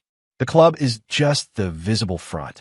So we create our own way in," Jack said, his mind already formulating a plan. "Whatever you're thinking, stop," Winters warned. "This is a federal investigation now. Civilian interference could jeopardize our chances of taking down the entire network." Jack met her gaze evenly. "With all due respect, Agent Winters, these people have specifically targeted my daughter. While you build your case, they remain active and dangerous. I'm not willing to sit back and hope your investigation moves faster than their operations." Tension filled the room as the professional and personal objectives clashed. Ben, ever the mediator, stepped in. "What if we work together?" he suggested. "Jack has resources and skills that could supplement your investigation, Agent Winters. Off the books, of course." Winters looked skeptical. "What kind of resources?" "I have contacts at the Cardinal's Nest," Jack revealed. "A former teammate works security there. Private contractor, not aware of what might be happening behind the scenes. He can get me in, make introductions." This was news to everyone in the room, including Ben. Jack had been conducting his own parallel investigation, reaching out to old networks while the FBI followed official channels. "That's extremely dangerous," Winters objected. "If Anderson or his associates identify you as Mia's father." "They won't," Jack assured her. "I'll be using a cover identity my friend has already established, an out-of-town investor looking for exclusive opportunities. Anderson doesn't know what I look like. Diane, who had been quietly listening, finally spoke up. I don't like this. You're putting yourself directly in their path. Better me than them finding us here, Jack pointed out gently. Every day they operate freely is another day Mia remains at risk. The discussion continued late into the night, with Winters reluctantly agreeing to coordinate with Jack's infiltration attempt while maintaining plausible deniability for the Bureau. The plan was simple in concept, complex in execution. Jack would enter the Cardinals' nest, identify Anderson and his key associates, gather enough intelligence to justify a federal raid, then extract safely. The following evening, as Ben's team maintained security at the farmhouse and Diane kept Mia occupied with board games, Jack prepared for his infiltration. Gone was the practical, military-influenced wardrobe, replaced by an expensive tailored suit. His normally short hair had been styled differently, and subtle cosmetic adjustments, courtesy of Ben's contact and theater production, altered his appearance just enough to prevent recognition from photographs. How do I look? Jack asked Ben as he made final adjustments to his appearance. Like a rich asshole I'd love to punch, Ben replied with a grim smile. Perfect for the venue. Jack checked the specialized equipment disguised as ordinary objects, a fountain pen with recording capabilities, cufflinks that functioned as transmitters, a watch that could capture images. All provided by Winters through unofficial channels, all offering plausible deniability if discovered. If you don't check in every 30 minutes, we move to extraction, Ben reminded him. Winters has a team on standby 3 blocks from the club. I'll be in the surveillance van with her team, monitoring communications. Jack nodded, committing the protocols to memory. As he prepared to leave, Diane appeared in the doorway. Be careful, she said simply. Mia needs you to come home. Jack was struck by how much had changed between them in the weeks since Warren's attack. The anger and betrayal remained, but had been tempered by shared purpose and danger. They functioned now as allies if not partners, united in their determination to protect their daughter. I will, he promised. This ends tonight. The Cardinals' nest occupied the top 2 floors of a renovated historic building downtown. The exterior projected old-world elegance. No signage, just a discreet cardinal emblem embossed on the brass door. A suited doorman checked credentials before allowing entry, and private elevators whisked approved guests to the club above. Jack's contact, Miguel Ortiz, met him at a coffee shop around the corner to provide final details before his entrance. I've added you to the guest list as Stephen Hayes, Miguel explained, sliding a membership card across the table. You're a private equity manager from Chicago, in town exploring investment opportunities. Anderson usually arrives around 10 and holds court in the back room until the early hours. Security measures? Jack asked, pocketing the card. Metal detectors at the elevator. Concierge desk does bag checks. The real protection is the membership vetting. They don't let just anyone in, and guests are thoroughly investigated beforehand.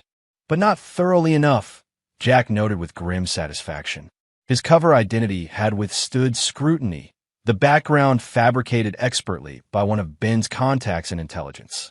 Miguel leaned closer, lowering his voice. Look, I don't know exactly what you're after, but these are serious players. Old money, political connections, the kind of people who make problems disappear. Whatever you find in there, be careful how you use it. Jack nodded, recognizing the risk his friend was taking by helping him. I appreciate this, Miguel. I owe you. Just make sure whatever you're doing is worth it, Miguel replied, standing to leave. I'll be on duty at the main bar if you need me, but don't acknowledge me unless absolutely necessary. At precisely 9:30, Jack approached the Cardinals' nest, projecting the confident entitlement of wealth and privilege. The doorman verified his membership card, and the elevator operator, a young woman in a crisp uniform, escorted him to the club level. The space that greeted him exuded refined luxury. Dark wood paneling, leather seating, subtle lighting that flattered the club's well-heeled clientele. A jazz quartet played softly in one corner while impeccably dressed servers moved discreetly among the members. To all appearances, it was simply an exclusive social club for the elite. Jack moved through the space casually, ordering a single malt at the bar and engaging in light conversation with other members while surveying the layout. Miguel stood behind the bar, supervising the bartenders, acknowledging Jack with only the slightest nod when their eyes briefly met. By 10:15, the club had filled with what appeared to be regular members, predominantly men, though a few elegantly dressed women circulated as well. Jack noted which members were greeted with particular deference by the staff, identifying the establishment's hierarchy. At 10:30, a subtle shift in energy rippled through the club as Anderson entered through a private elevator. Jack recognized him immediately from the surveillance photos. Silver hair immaculately styled, the distinctive scar along his jawline partially visible despite careful grooming to minimize it. He moved with the easy confidence of someone accustomed to power, greeting select members with handshakes and brief conversations as he made his way toward a door at the back of the main room. Following Winter's instructions, Jack activated the recording devices and positioned himself to be noticed without being obvious about it.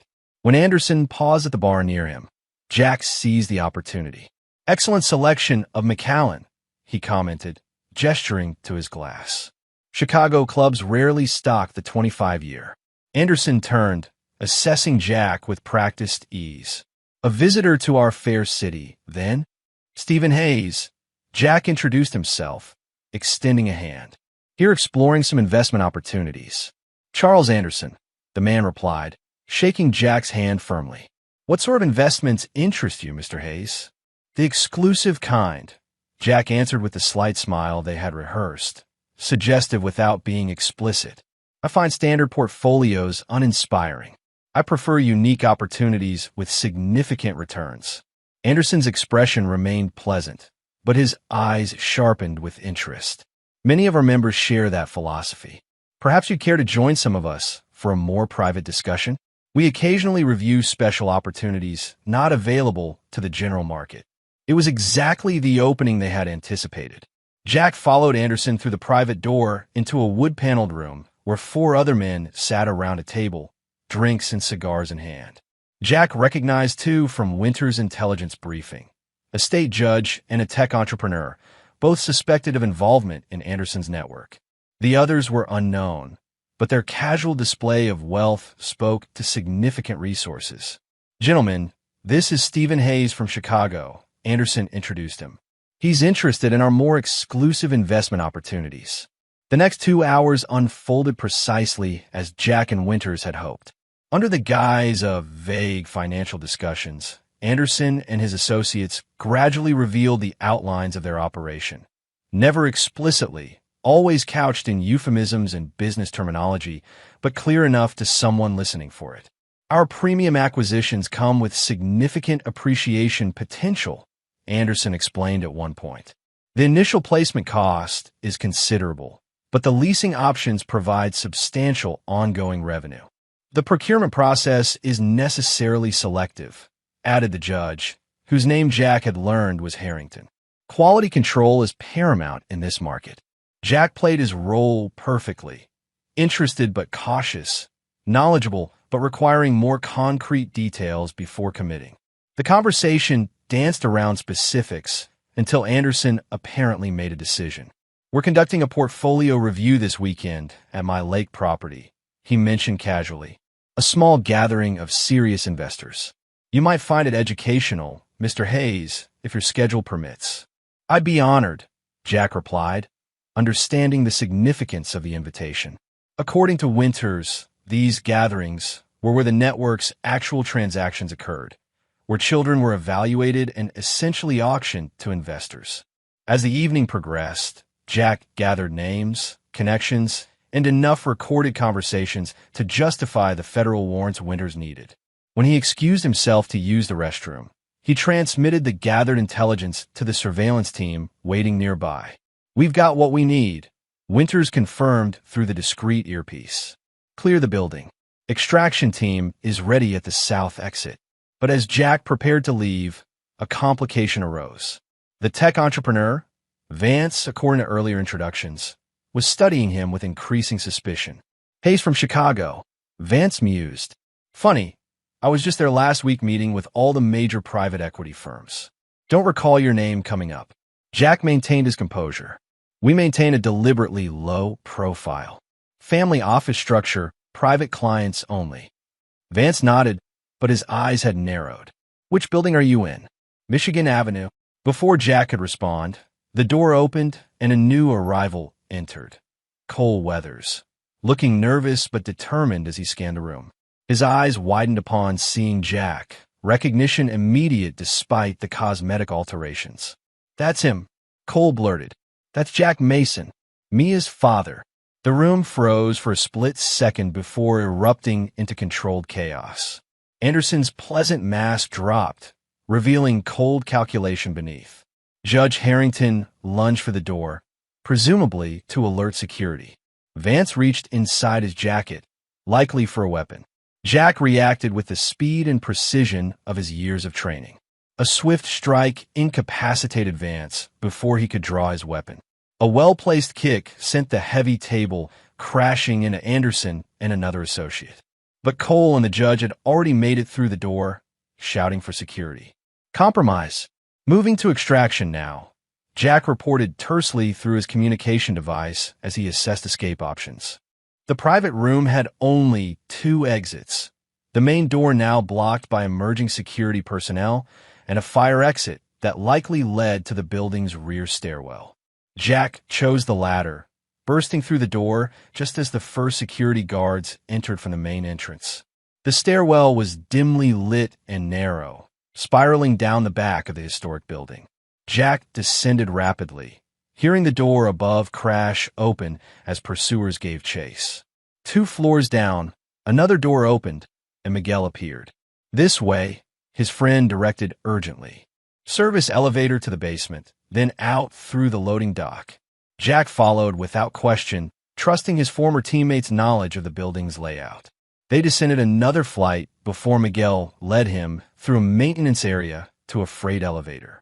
Anderson's people are covering all the main exits, Miguel reported as they descended. They've called in additional security, not regular club personnel. These guys are carrying. The implications were clear. Anderson's operation included armed enforcers ready to eliminate threats. The fact that they would risk such exposure in a public venue spoke to the desperation triggered by Jack's infiltration. When the elevator reached the basement, Miguel led Jack through a maze of storage rooms and maintenance areas toward a loading dock at the rear of the building. As they approached the exit, Miguel paused. I'll create a distraction at the side entrance, he said. Draw their attention away from the loading area. Ben's team is waiting in a delivery van in the alley. Jack gripped his friend's shoulder. You're compromised now, too. Come with me. Miguel shook his head. Someone has to sell the story that you escaped another way. Besides, they don't know I helped you. Just go, and whatever this is about, finish it. Before Jack could argue further, Miguel disappeared down a side corridor. Moments later, the sound of breaking glass and shouting came from the direction he'd gone. The promised distraction. Jack moved swiftly to the loading dock, finding the delivery van idling exactly where Miguel had indicated. The side door slid open as he approached, revealing Ben in the driver's seat and 2 of his team in tactical gear in the rear compartment. Move! Ben ordered as Jack jumped inside. The van accelerated down the alley before the door had fully closed, tires squealing as they turned onto a side street and away from the Cardinals' nest. Winters got the transmission, Ben reported as they navigated through back streets, avoiding main thoroughfares where Anderson's people might be watching. Raid teams are mobilizing now for Anderson and the others.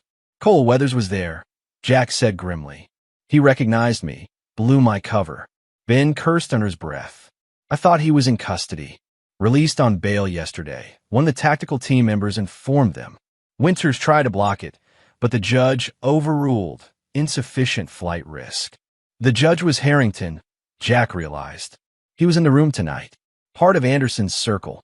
The pieces were falling into place. The network's protection extended into the judicial system, explaining how Warren had made bail despite the severity of his charges, how Cole had been released to warn Anderson. We need to get back to the farmhouse, Jack said urgently.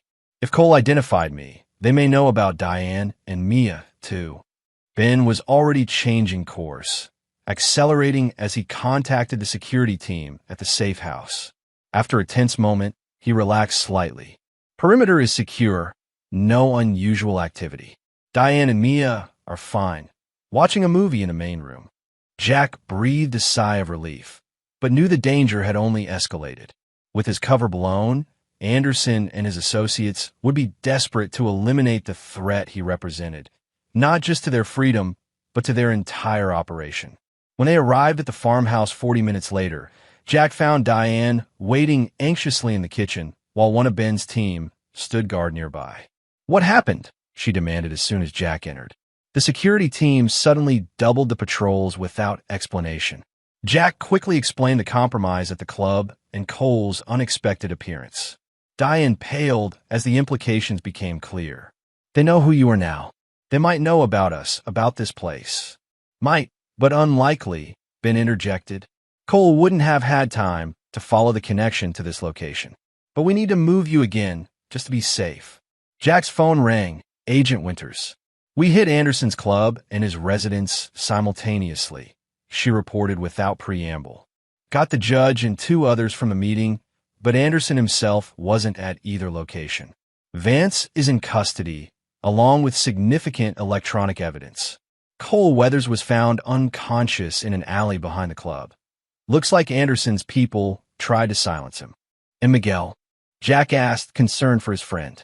"No sign of him. Club security claims no knowledge of anyone by that name." The news was concerning, but not surprising. Miguel would have gone aground, using his own resources to disappear until the situation stabilized. "What about Anderson's lake property?" Jack pressed. "The gathering this weekend? Teams are preparing to raid it tomorrow," Winters confirmed. "But without Anderson in custody, he might warn others, move the location. We're working to identify the property now. He owns several through shell companies." After ending the call, Jack found Diane watching him with a mixture of fear and determination. "We should leave the country," she suggested. "Take Mia somewhere they can't reach her until this is over." It was a reasonable suggestion, one Jack had considered himself. But experience had taught him that running often only delayed the inevitable confrontation. "These people have resources," he explained gently. "International connections, false identities, private transportation. Even if we left, they could follow. The only way to truly protect Mia is to dismantle their entire operation." Diane didn't appear convinced. "That could take months, years even. Are we supposed to live in safe houses, looking over our shoulders the entire time?" Before Jack could respond, Ben returned from checking the property's perimeter. "We've got vehicles approaching," he reported tersely. 2 SUVs, no headlights, coming up the access road. Not law enforcement patterns. Jack moved immediately to action. "Initiate evacuation protocol. Get Diane and Mia to the fallback location." While Ben coordinated with his team, Jack went to Mia's room, finding her asleep surrounded by stuffed animals. He gently woke her, keeping his voice calm despite the urgency. "Hey, sunshine, we need to go on another adventure," he said, helping her into a jacket. "Remember the special hiding game we practiced?" Mia nodded sleepily, recognizing the code phrase they'd established for emergency situations. "Is Mom coming too?" "Yes, she's getting the special backpacks right now. We need to be very quiet and very fast." "Okay." As Jack carried Mia downstairs, Ben's team had already mobilized. 2 operators escorting Diane to the tunnel entrance concealed in the barn, others taking defensive positions around the property. "Anderson?" Jack asked Ben as they moved swiftly through the house's rear exit. "Most likely," Ben confirmed grimly. 8 to 10 hostiles based on vehicle capacity. Well-equipped from what our perimeter sensors picked up, tactical gear, military-grade weapons. The implications were clear. This wasn't law enforcement or a simple intimidation attempt. Anderson had deployed a heavily armed team to eliminate threats to his operation. "Get them out," Jack ordered, handing Mia to Diane at the barn entrance. "I'll delay them here. Buy you time to reach the extraction point." "Jack, no," Diane protested, clutching Mia with one arm while reaching for him with the other. "Come with us. Someone needs to hold them off long enough for you to get clear," Jack explained, his voice gentle but firm. Ben's team will protect you. I'll join you as soon as I can. The lie was necessary.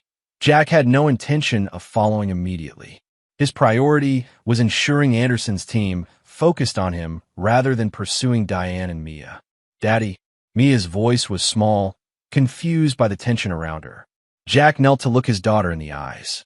Be brave for me, sunshine. Go with Mom and Uncle Ben's friends. I'll find you soon, I promise. As Diane and Mia disappeared into the concealed tunnel with two of Ben's operators, Jack turned to his friend. Get to the extraction point, he instructed. If I'm not there in 30 minutes, implement the contingency plan, new identities, new location, completely off-grid. Ben gripped Jack's shoulder. This is a suicide play. They outnumber us, they're well-equipped, and they're coming with intent to kill. I don't plan to die tonight, Jack assured him, checking his weapon. But I do plan to end this. Get my family to safety, then call in every resource Winters has. I'm going to make sure Anderson is occupied enough that he can't escape the net this time. Reluctantly, Ben retreated with his remaining team, leaving Jack and two volunteers who had insisted on staying to delay the approaching threat. They positioned themselves strategically around the property, utilizing the security systems Jack had installed upon arrival. As the SUVs approached the final bend in the access road, Jack activated the first countermeasure, caltrops concealed in the gravel that shredded the vehicle's tires, bringing them to a halt several hundred yards from the house. Through night vision equipment, Jack observed armed men deploying from the disabled vehicles, moving in tactical formation toward the farmhouse. Their equipment and movement patterns confirmed Ben's assessment. These weren't ordinary criminals, but trained operators, likely ex-military or private security. Jack's earpiece crackled with a transmission from Ben. Primary package secure, moving to extraction. Secondary package reports, federal response, 15 minutes out. Relief flooded through Jack. Diane and Mia had reached the escape vehicle and were moving to the secondary safe location. Now he needed to keep Anderson's team occupied until federal reinforcements arrived. The first engagement came at the property's perimeter fence. One of Jack's volunteers triggered motion sensors, alerting them to approaching hostiles.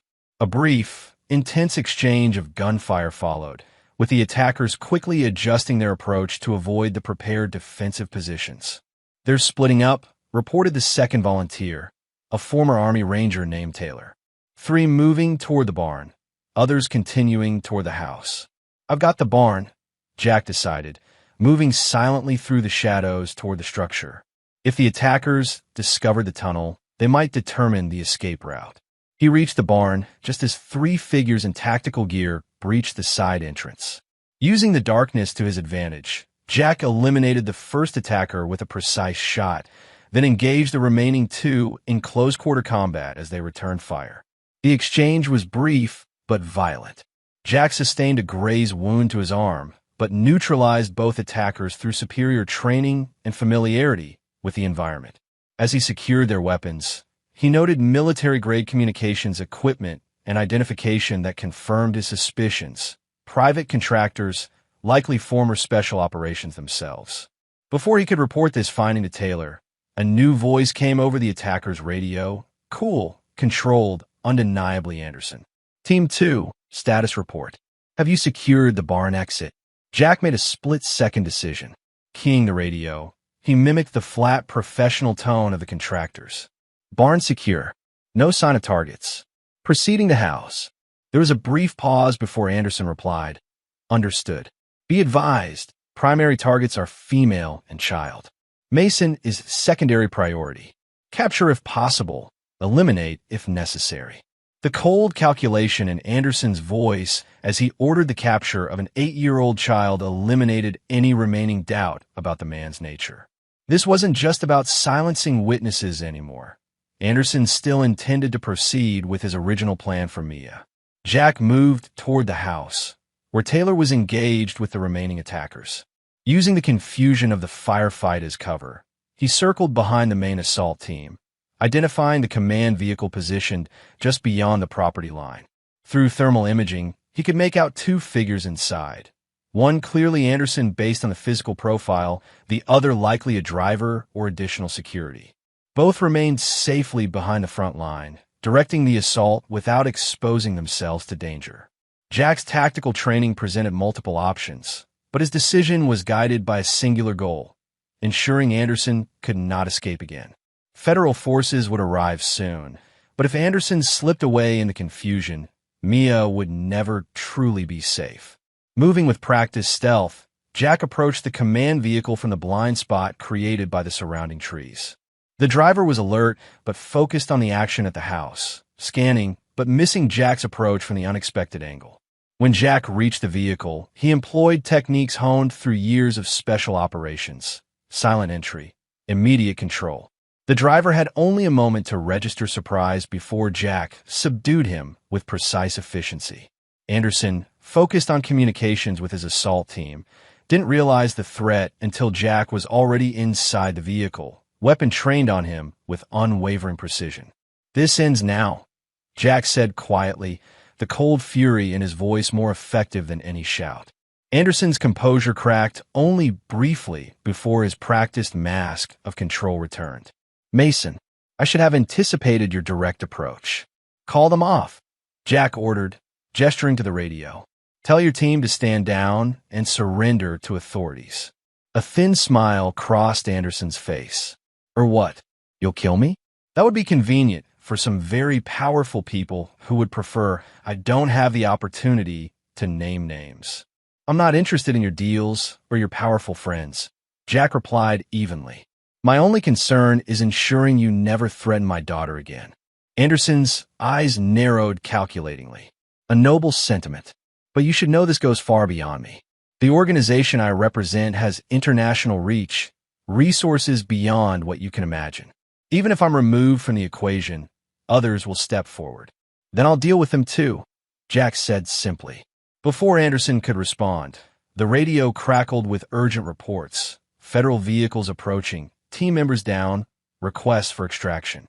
The operation was collapsing around him, his carefully constructed network suddenly vulnerable. "You've no idea what you've done," Anderson said, his composed facade finally cracking to reveal the rage beneath. "The people I protect, the interests I serve, they don't forgive intervention." "Neither do I," Jack replied, unmoved by the threat. In the distance, sirens wailed as federal response teams finally arrived. Through the vehicle's windows, Jack could see the flashing lights of multiple vehicles converging on the property. Anderson's expression shifted subtly, calculation replacing anger as he assessed his dwindling options. "Perhaps we can reach an arrangement," he suggested, his tone modulating to one of reasonable negotiation. "My organization has resources that could benefit your family. Complete security, financial provision, a new identity beyond reach of any threat." The offer was as transparent as it was desperate, a final attempt to escape the consequences now bearing down on him. "The only arrangement I'm interested in," Jack said coldly, "is the one where you spend the rest of your life in a cell, unable to harm another child. And if that's not possible, I'll settle for ensuring you're no longer a threat by any means necessary."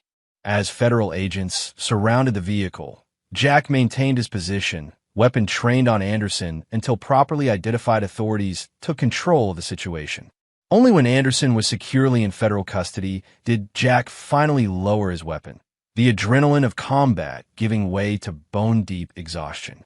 Agent Winters found him sitting on the bumper of an ambulance as paramedics treated his arm wound.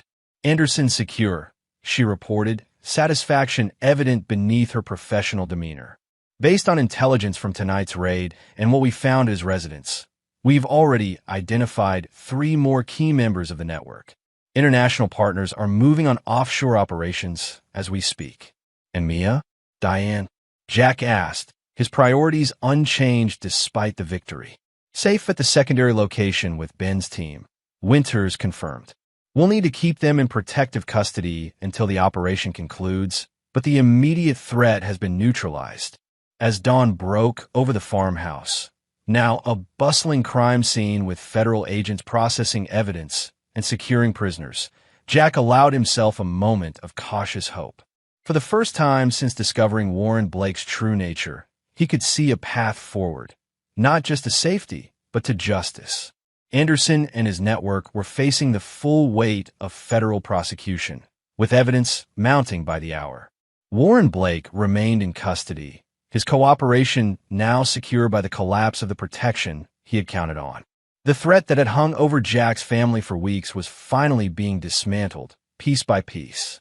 But as Jack prepared to join Diane and Mia at the safe location, he knew their journey was far from over. The legal proceedings would take months, possibly years. The trauma Mia had experienced would require ongoing support and healing. And his relationship with Diane remained complicated by both past betrayals and recent solidarity. Still, for the first time in what felt like an eternity, Jack allowed himself to believe that his family might eventually find not just safety, but peace. Chapter 8. Reconstruction. 1 month after Anderson's arrest, the Mason family remained under protective custody in a comfortable but secure FBI safe house outside Portland. The sprawling ranch-style home offered space and privacy while maintaining the security protocols necessary to protect key witnesses in a high-profile federal case. For Mia, the transition had been difficult but manageable. Her enrollment in a nearby school under an assumed name provided much-needed routine, while twice-weekly therapy sessions helped her process the ongoing disruption to her life. Though she occasionally asked when they could go home, she had adapted to their temporary circumstances with remarkable resilience. Diane had undergone perhaps the most profound transformation. The events of the past months had stripped away her former complacency, replacing it with vigilant awareness and a fierce protectiveness toward Mia. She had become an active participant in security briefings, learning threat assessment and emergency protocols with dedicated focus. Jack observed these changes with cautious optimism. The woman who had once been blind to Warren's predatory nature now instinctively registered potential dangers in their environment. The wife who had drifted away during his deployments now engaged him in meaningful conversations about their future, separate or together.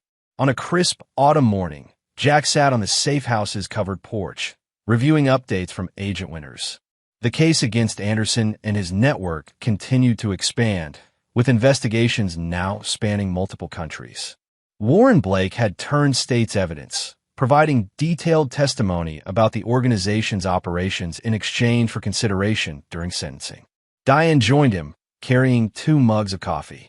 "Good news?" she asked, noting his focused expression. "Progress," Jack replied, accepting the offered mug. They've identified 3 more high-level members of Anderson's network, including a federal prosecutor who was helping bury cases. Diane settled into the adjacent chair, pulling her sweater tighter against the morning chill. Will it ever really be over? Will Mia ever be completely safe? It was the question that haunted them both, whether dismantling Anderson's immediate circle would truly eliminate the threat, or whether the network's reach extended beyond what they had yet uncovered. No operation survives having its leadership and infrastructure exposed, Jack said after a thoughtful pause. These organizations thrive on secrecy and protection from powerful figures. With those elements compromised, they collapse. But new ones form, Diane pointed out softly. Jack couldn't deny this reality. Yes, but without specific interest in Mia. She would no longer be a specific target, just a child we need to protect like any parents would. Diane nodded, absorbing this distinction. After a moment of silence, she asked the question that had hovered between them for weeks. "What about us, Jack? Where do we go from here?" Jack took a slow sip of his coffee, considering. The betrayal still ached when he allowed himself to dwell on it, but the intensity had faded as they'd faced greater threats together. "I don't know," he admitted honestly. "A part of me wants to forgive everything and start fresh for Mia's sake. Another part can't forget finding Warren in our home that night, knowing you gave him a key. I wouldn't forgive me either," Diane said quietly. "What I did was unforgivable, not just the affair, but bringing danger into our daughter's life." She looked out at the distant mountains. "But I want you to know I'll spend the rest of my life making it up to Mia, and to you if you'll let me." Before Jack could respond, his phone buzzed with a message from Agent Winters. "Need to speak with you both immediately." Arriving in 20. When Winters arrived, Her typically composed expression was tense with new urgency. She joined them in the safe house's secured office, activating additional privacy protocols before speaking. "We have a situation," she began without preamble. Warren Blake was being transferred to a different facility this morning when the transport was attacked. 3 marshals dead, Blake extracted by unknown assailants. Jack felt Diane stiffen beside him. "Anderson's people?" "Unlikely," Winters replied. "Anderson's remaining associates are scattered, most in custody or hiding." This was too organized, too precise. She paused. "There's more." Before the attack, Blake made a phone call to his attorney that we've now determined was actually redirected to an unidentified third party. The transcript includes specific references to Mia and this safe house. The implication landed like a physical blow. "He knows where we are," Jack concluded. Winters nodded grimly. "We're implementing immediate relocation protocols. A team is already preparing transport, and we've doubled the perimeter security until you're airborne." As Winters coordinated with her team, Jack pulled Diane aside. "This doesn't make sense," he said quietly. "If Anderson's network is compromised, who would risk extracting Warren? Who else would have interest in him? Or us?" Diane's face had gone pale with fear, but her mind worked through the problem with newfound clarity. What if this isn't about the trafficking network at all? What if it's something else Warren was involved in? Something we haven't uncovered yet? The possibility hung between them as they hurried to pack essentials.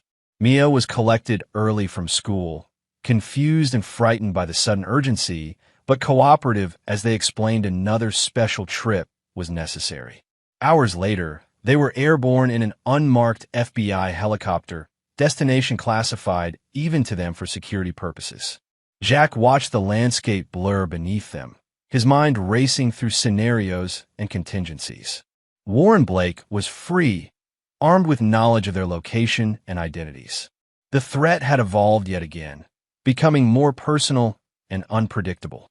Beside him, Diane clutched Mia to her side, the girl finally sleeping after the stress of their hasty departure. In the dim light of the helicopter cabin, Diane's expression reflected the same determined protectiveness Jack felt, a shared purpose that transcended their fractured relationship. "We'll get through this," he said, just loudly enough to be heard over the helicopter's engines. Diane nodded, reaching out to briefly squeeze his hand. Together, it wasn't forgiveness or reconciliation, not yet, but it was a commitment to the priority they both held above all else, keeping Mia safe whatever that required. What neither of them realized was that Warren's escape had set in motion events that would force them to confront not just external threats, but the foundation of their relationship itself, and ultimately determine whether their family could be salvaged from the wreckage of betrayal and danger. Chapter 9. Final Reckonings. The new safe house, a modernized bunker built into a mountainside in rural Wyoming, offered security at the cost of comfort. Designed for maximum protection rather than extended habitation, its concrete walls and limited windows created an atmosphere of confinement that wore on all of them as days stretched into weeks. Mia struggled most visibly with the restrictions. Without school or external activities, she became withdrawn and irritable, her normally sunny personality dimmed by the ongoing disruption to her life. The dedicated FBI child psychologist who visited twice weekly reported concerning levels of anxiety and signs of depression. "She needs stability," the psychologist, Dr. Porter, told Jack and Diane during one consultation. "Children are resilient, but there are limits to what they can process. Being constantly uprooted, constantly in danger, it creates lasting trauma." "What choice do we have?" Diane asked, frustration edging her voice. "Warren's still out there, potentially with new allies we know nothing about." "I understand the security concerns," Dr. Porter replied gently. "I'm simply telling you the psychological cost to Mia. Decisions about how to balance those considerations are yours as parents." The conversation weighed heavily on Jack as he conducted his daily security check of the facility's perimeter. 3 FBI agents maintained constant guard, but Jack's military experience made him value personal verification over relayed assurances. As he completed his inspection, Agent Winters arrived for their weekly briefing, bringing updates on the investigation into Warren's escape and current threat assessments. Facial recognition picked him up at a bus station in Oklahoma 2 days ago, she reported, displaying the grainy security footage on her tablet. By the time local agents responded, he was gone. But we found this in a locker rented under one of his known aliases. She produced photographs of handwritten notes, locations, dates, names. Jack recognized some as places they had stayed during their relocation process, others as members of Ben's security team. He's been tracking us, Jack concluded, building a comprehensive intelligence file. Yes, but there's more, Winters said, her expression grave. The names include people connected to neither your family nor Anderson's network. We've identified several as private military contractors with specific expertise in extraction operations. He's building a team, Jack realized. But why? The trafficking network is exposed. Even if he somehow managed to reach Mia, every law enforcement agency in the country would be hunting him. We think his motivation has shifted from his original interest in Mia to revenge against you, Winters explained. The notes include detailed information about your military background, your known associates, even psychological assessments of your likely responses to various scenarios. The revelation was disturbing, but not entirely surprising. Jack had humiliated Warren, thwarted his plans, and ultimately been instrumental in dismantling the network that had protected him. Revenge was a powerful motivator, especially for someone with Warren's psychological profile. What about the people who broke him out? Diane asked. Who are they? Winters hesitated before answering. That's where things get complicated. The operation was too sophisticated for someone with Warren's limited resources to have arranged, especially from custody. We believe he had help from someone with significant capabilities. Anderson's organization had deep pockets, Jack suggested. That was our initial theory, Winters acknowledged. But recent intelligence suggests another possibility. She paused, choosing her words carefully. We've uncovered communication between Warren and Cole Weathers dating back years before Warren met Diane. Communication that references financial transactions and shared business interests outside of real estate. Jack processed this information, connecting it to his earlier suspicions. They weren't just acquaintances who reconnected through a mutual grudge against me. They were partners all along. Appears that way, Winters confirmed. And based on what we found, their partnership extended beyond just the two of them. We're looking at what appears to be a separate organization, smaller than Anderson's network, but potentially more dangerous because of its focus on vengeance rather than profit. The implications were disturbing. Warren wasn't just a predator who had targeted Mia through opportunity. He was part of a coordinated operation that had deliberately infiltrated their lives, using Diane as an unwitting pawn. After Winters departed, Jack shared the new information with Diane, watching her face as understanding dawned. He planned it from the beginning, she whispered, horror evident in her voice. Meeting me at the real estate office, pursuing a relationship. It was all deliberate. It seems that way, Jack confirmed gently. Though we still don't know the full extent of their original plan or how it connected to Anderson's operation. Diane pressed her hands to her face. I was such a fool, so completely blind. Jack watched her struggle with this new layer of betrayal. Despite everything that had happened between them, he couldn't help feeling sympathy for her position. Warren had manipulated her expertly, exploiting vulnerabilities in their marriage that Jack himself had helped create through his absences. We both missed signs we should have seen, he acknowledged. But that's in the past. What matters now is how we protect Mia from what's coming. Later that night, after Mia had finally fallen asleep, Jack found Diane sitting alone in the bunker's small kitchen area, a cup of tea cooling untouched before her. I keep thinking about the first time I met him, she said without looking up. How carefully he orchestrated it to seem like chance. How he mentioned having just moved back to the area after working in Phoenix, one of the cities where he'd had restraining orders filed. Jack sat across from her, the narrow table an intimate distance in the bunker's confined space. Predators like Warren study their targets. They learn what you respond to, what you need, then become exactly that. But why me? Why our family specifically? Diane asked, finally meeting his eyes. Was it random, Or was there something more deliberate to it? It was a question Jack had been pondering himself since Winter's revelations. The coincidences seemed too numerous for random chance. Warren's appearance in their lives shortly after one of Jack's longest deployments, Cole Weathers' previous business interaction with Jack years earlier, the connection to Anderson's network. "I don't know," he admitted, "but I intend to find out." The following morning, Jack contacted Ben with a request that circumvented official channels. Access to Warren's complete background, beyond what the FBI had shared. Ben's network of former military intelligence specialists could access information through backdoor methods that federal investigators were legally constrained from pursuing. 3 days later, Ben arrived personally at the bunker, bringing not just information, but a theory that connected disparate elements into a disturbing pattern. Warren Blake wasn't born Warren Blake, Ben explained as they reviewed the files he'd brought. His original name was Warren Kessler, son of Victor Kessler. The name triggered immediate recognition for Jack. "The arms dealer? The one we intercepted in Croatia?"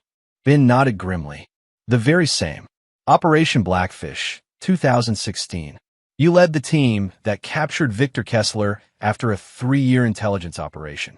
He died in federal custody a year later." Diane looked between them, confusion evident. "What does this have to do with us?"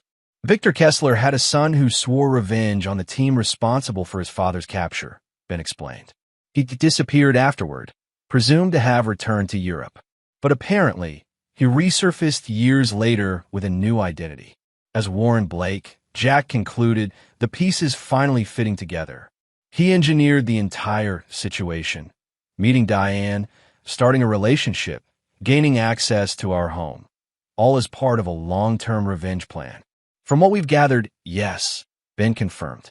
His connection to Anderson's network appears to have been opportunistic, a means to an end rather than his primary objective. When he realized Mia's potential value to Anderson, he saw an opportunity to both satisfy his own proclivities and hurt you in the process. Diane made a small, pained sound. "I was just a tool to him, a way to get to Jack and Mia." The revelation brought clarity but little comfort. Warren's motivation now made terrible sense. A calculated vengeance years in the planning, using Jack's family as the instruments of his retribution. "Does Winters know about this connection?" Jack asked. Ben shook his head. "Not yet. The link between Warren Blake and Warren Kessler is buried deep. We only found it through methods that wouldn't stand up to legal scrutiny. Then we have information Warren doesn't know we possess," Jack noted, his tactical mind already processing the advantage. "We know why he's coming, and we know it won't end until either he's stopped permanently or he accomplishes his revenge." The implication hung in the air between them. Official channels, with their legal constraints and procedural requirements, might not be sufficient against an enemy with Warren's resources and determination. Protecting Mia might require measures beyond what the FBI could officially sanction. "What are you thinking?" Diane asked, recognizing the shift in Jack's demeanor. "That we can't keep running forever," Jack replied simply. "That Mia deserves a normal life without living in fear. That sometimes the only way to end a threat is to confront it directly." Ben studied his friend with knowing eyes. "You're talking about drawing him out, using yourself as bait." "I'm talking about finishing what he started," Jack corrected. "On our terms, not his." The plan that emerged over the following days was ruthlessly simple in concept, complex in execution. Rather than continuing to hide, Jack would create the appearance of a family fracture, ostensibly leaving protective custody after a disagreement with Diane about their future. This visible separation would present Warren with the opportunity he sought, a chance to strike at Jack when he appeared vulnerable and isolated. Agent Winters opposed the plan vehemently when Jack finally shared a modified version with her, omitting the connection to Warren's true identity and presenting it as a necessary measure to resolve the ongoing threat. "It's reckless and unnecessary," she argued. "We're making progress, tracking his movements. Eventually, he'll make a mistake, and we'll apprehend him through proper channels." "Eventually isn't good enough," Jack countered. "My daughter is living in a concrete bunker, showing signs of psychological trauma. Diane and I are effectively prisoners despite having committed no crime. How long do you expect us to live this way? Winters had no satisfactory answer. The reality of witness protection was harsh. Some families remained in the program for years, even decades, their former lives permanently abandoned. Give me a better option, Jack challenged. One that ends this definitively and allows Mia to grow up without constantly looking over her shoulder. In the end, Winters reluctantly agreed to provide limited support for Jack's plan, while maintaining official deniability. The FBI would monitor but not intervene unless absolutely necessary, allowing Jack and Ben's team the operational flexibility they needed.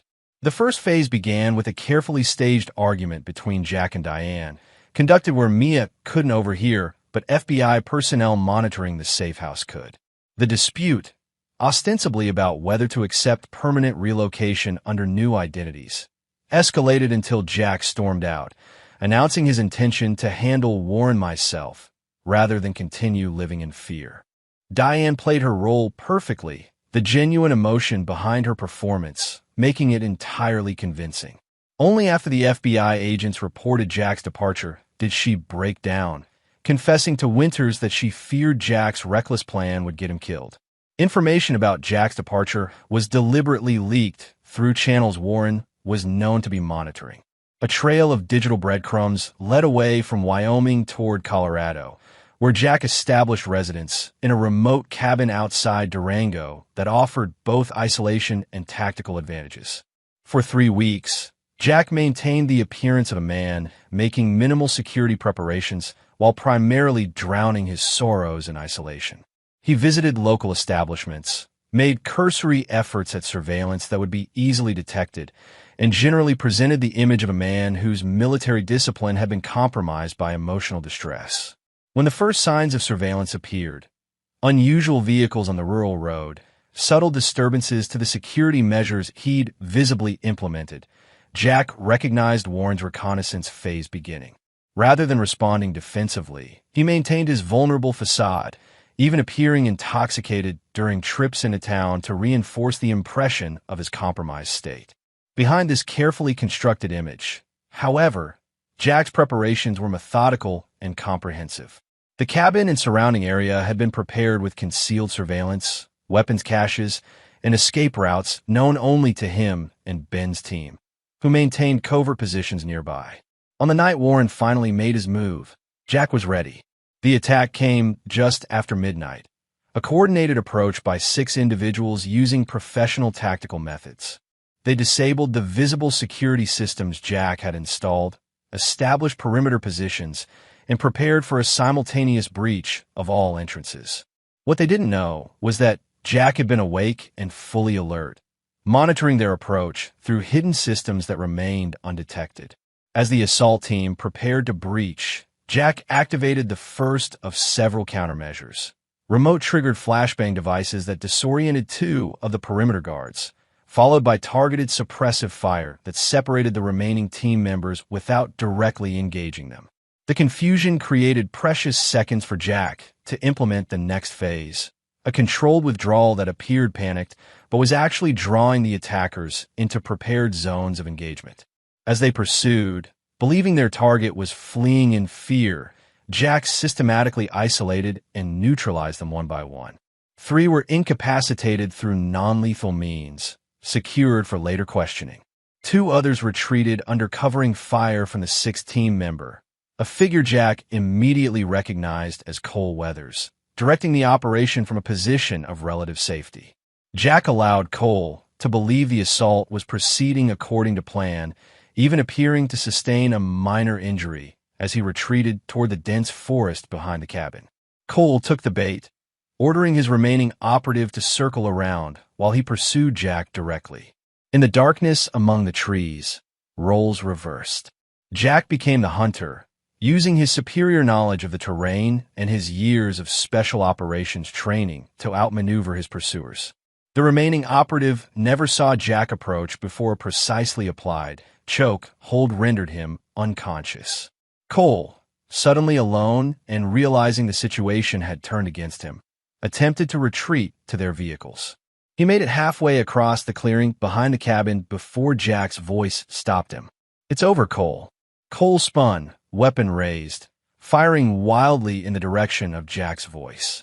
The shots went wide, embedding harmlessly in surrounding trees as Jack remained motionless in the shadows. "Warren's not coming, is he?" Jack continued conversationally, his voice seemingly emanating from a different location now. "He sent you to do the dirty work while he stayed safely away, just like at my house that night." "Shut up," Cole shouted, panic evident in his voice as he fired again, emptying his magazine toward the source of Jack's voice. "You're dead, Mason. You hear me? Dead." "Warren Kessler," Jack said simply, the name landing like a physical blow. Cole froze, genuine shock replacing panic. "That's not. How did you—" "I know everything," Jack continued, circling silently to a new position. "About Victor Kessler, about Operation Blackfish, about Warren's real identity and his years planning revenge. I know he used you just like he used Diane, tools to get to me." Cole's composure crumbled entirely. "He promised me a share in everything. His father's accounts, the connections, the future operations. Partners, he said. And yet here you are, risking your life while he watches from a distance," Jack observed. "Some partnership." As Cole frantically reloaded his weapon, Jack closed the distance between them with swift, silent efficiency.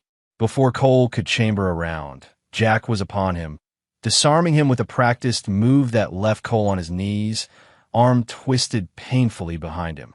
"Where is he?" Jack demanded, applying precise pressure.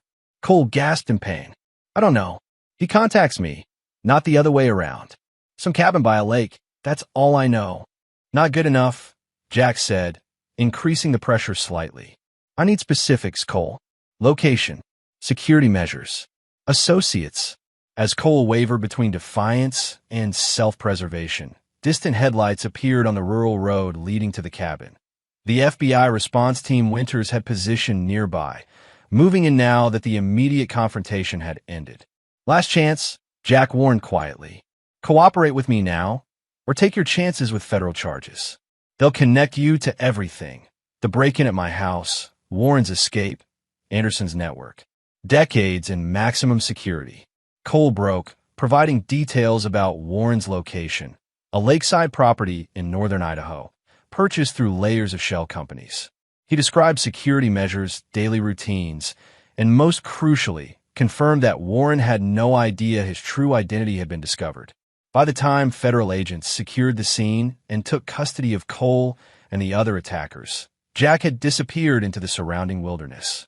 His part in the official operation was complete. Cole Weathers and his team captured, their connection to Warren Blake documented, the immediate threat to Jack's family neutralized. But Jack's personal mission was just beginning. 3 days later, as autumn painted the Idaho landscape in brilliant hues of gold and crimson, Jack observed Warren Blake's lakeside property from a concealed position on an overlooking ridge. The property matched Cole's description perfectly. Isolated, well-secured, accessible only by a single private road or via the lake itself. Warren's routine had proven predictable despite his paranoia. Each morning began with a circuit of the property perimeter, weapon holstered at his hip as he inspected security measures.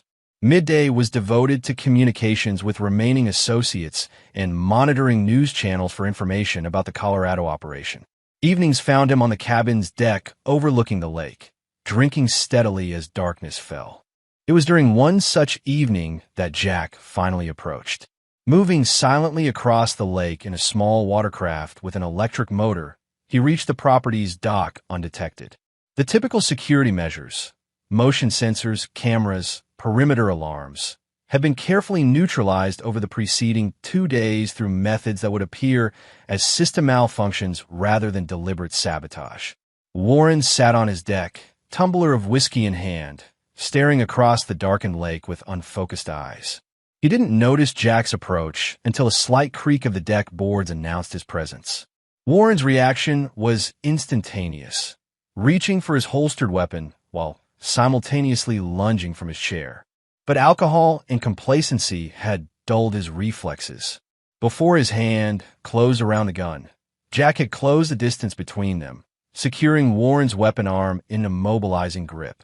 "Hello, Warren," Jack said quietly. Or should I say, Warren Kessler? The name hit Warren like a physical blow. Shock replaced fear in his eyes, followed quickly by calculation. "Mason, how did you find me?" "Cole sends his regards," Jack replied. He was quite informative once he realized you'd sacrificed him. Warren's expression hardened. "So what now? You turn me into your FBI friends? Another trial, another chance for me to escape? This doesn't end until one of us is dead, Mason. You know that." "I do," Jack agreed simply. For a long moment, they remained frozen in tableau. Warren partially restrained but still dangerous, Jack maintaining control without applying lethal force. The moment stretched between them, filled with the weight of everything that had transpired since Warren first engineered his way into the Mason family's life. "Why Diane?" Jack asked finally. "Why not come directly for me?" A cruel smile twisted Warren's features. "Because killing you would have been too quick, too merciful. I wanted you to suffer first, to have your family destroyed from within, to watch your wife choose another man, to have your daughter's innocence corrupted. I wanted you to lose everything before you lost your life." The cold calculation of it, the years of planning, the deliberate targeting of Diane's vulnerabilities, the predatory interest in Mia, confirmed everything Jack had suspected. This wasn't just revenge. It was calculated psychological torture. And Anderson's network? Was that part of the original plan? Warren shrugged, wincing slightly as the movement strained against Jack's grip. An opportunity that presented itself.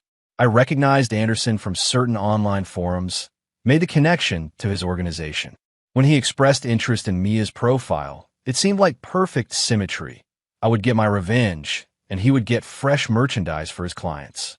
The casual way Warren referenced trafficking Mia broke something in Jack, a final restraint he'd maintained despite everything. His grip tightened involuntarily, eliciting a gasp of pain from Warren. "You won't kill me," Warren said through gritted teeth. "Not in cold blood. You're too bound by your moral code, your sense of justice." "You're right," Jack acknowledged, easing his grip slightly. "Which is why I've arranged something more appropriate." Warren's confidence faltered. "What are you talking about?" "Your father died in federal custody because other prisoners discovered the nature of his crimes. Not just arms dealing, but supplying weapons used against American forces," Jack explained conversationally. "I wonder how long you'll last once certain information about your interest in children circulates through the prison population." Fear flickered across Warren's face. "You're bluffing. The FBI has me isolated, protected." "The FBI doesn't have you at all," Jack pointed out. "Not yet. And when they do get you, certain details about your case will find their way to the right people. That's a promise." For the first time, genuine terror replaced calculation in Warren's expression. He knew, as Jack did, that certain crimes carry their own punishment within prison walls, justice administered by an unforgiving inmate code. "We could make a deal," Warren suggested desperately. "I have accounts offshore, connections your government would value. Information about operations even Anderson didn't know about." Jack regarded him impassively. "The only deal available to you is this. You provide complete, verifiable information about every associate, operation, victim. You spare no one, including yourself. In exchange, I ensure you serve your time in a facility where your survival is possible, if not comfortable. And if I refuse, then I walk away right now," Jack said simply. "And tomorrow, federal agents find this location, with evidence linking you not just to the attempt on my life, but to Anderson's network and multiple other crimes. What happens to you afterward is beyond my control or concern." Warren's shoulders slumped in defeat.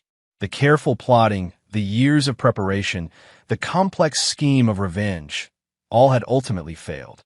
Jack Mason had not only survived, but had systematically dismantled everything Warren had built, leaving him with nothing but the prospect of imprisonment and exposure. "I underestimated you," Warren admitted finally. "Just like my father did." "Yes," Jack agreed. "You did." By dawn, federal agents had secured the lakeside property and taken Warren into custody.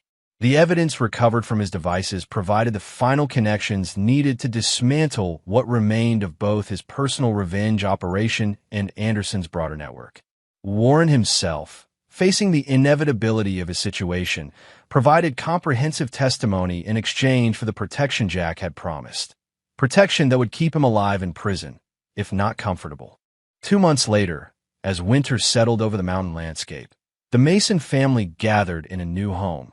A comfortable cabin in Montana purchased through a trust to maintain privacy while allowing them to begin rebuilding their lives.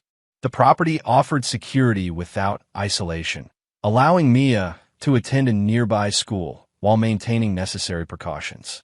On a snowy December evening, as Mia played with her new puppy, a therapy dog recommended by Dr. Porter, Jack and Diane sat before the fireplace, the warmth of the flames a stark contrast to the chill outside.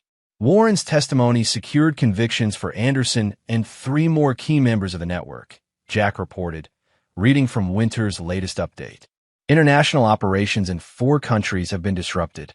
They're estimating dozens of children rescued from trafficking situations. Diane nodded, watching Mia's carefree play with the puppy, moments of genuine joy that have been increasingly frequent as the immediate danger receded and stability returned to their lives. It doesn't erase what happened, she said quietly, or my role in it, however unwitting. No, Jack agreed. Some things can't be erased, only survived. The question of their marriage, whether to formally dissolve it or attempt reconstruction, remained unresolved. They functioned effectively as co-parents, their shared trauma creating a bond that transcended the betrayal that had preceded it.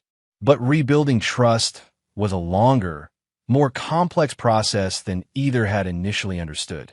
I spoke with Dr. Porter yesterday, Diane said after a comfortable silence. She says Mia is making remarkable progress. The nightmares are less frequent, and her anxiety scores have improved significantly. I've noticed, Jack replied, watching his daughter's uninhibited laughter as the puppy licked her face. She seems more like herself again. Dr. Porter credits you, Diane continued. Your stability, your protection. She says children are remarkably resilient when they have at least one secure attachment figure they can trust absolutely. Jack absorbed this silently, the simple observation carrying profound meaning. Through everything, the betrayal, the danger, the necessary violence, his relationship with Mia had remained his anchor. Whatever else had fractured in their family structure, that core bond had held firm. In us, he asked finally, the question encompassing everything unresolved between them. What happens now? Diane considered carefully before answering. I don't know if we can go back to what we were. Too much has happened. She paused, gathering courage. But I'd like to find out what we could be going forward, if you're willing. It wasn't forgiveness or reconciliation, not yet. But it was an opening, a possibility neither had been ready to consider in the immediate aftermath of Warren's initial exposure. The shared crucible of danger and protection had forged something new between them. Not the naive trust of their early marriage, but something potentially stronger, tempered by adversity and survival. One day at a time, Jack suggested, extending his hand across the space between them. Diane took it, her fingers intertwining with his. One day at a time, she agreed. As snow fell gently outside their mountain sanctuary, the Mason family continued their gradual healing, not returning to what had been, but carefully constructing what might be. The threats that had nearly destroyed them had been neutralized, the predators who had targeted them contained. What remained was the patient work of rebuilding, a family changed by trauma, but not defined by it, finding its way forward into an uncertain but hopeful future. Mia's laughter filled the cabin as her puppy performed an enthusiastic but uncoordinated trick. Jack and Diane laughed with her, the sound carrying notes of genuine joy that had been absent for too long. It wasn't a perfect ending. Life rarely offered those, but it was a beginning, forged from the ashes of what had nearly been lost. And for now, for this moment of peace hard-won through sacrifice and determination, that was enough. And there you have it. Another story comes to an end. What did you think? I'd love to hear your thoughts in the comments below. If you enjoy this story, Consider joining our community by subscribing. It means the world to us. For more stories like this one, check out the recommended videos on screen. And I'll see you there.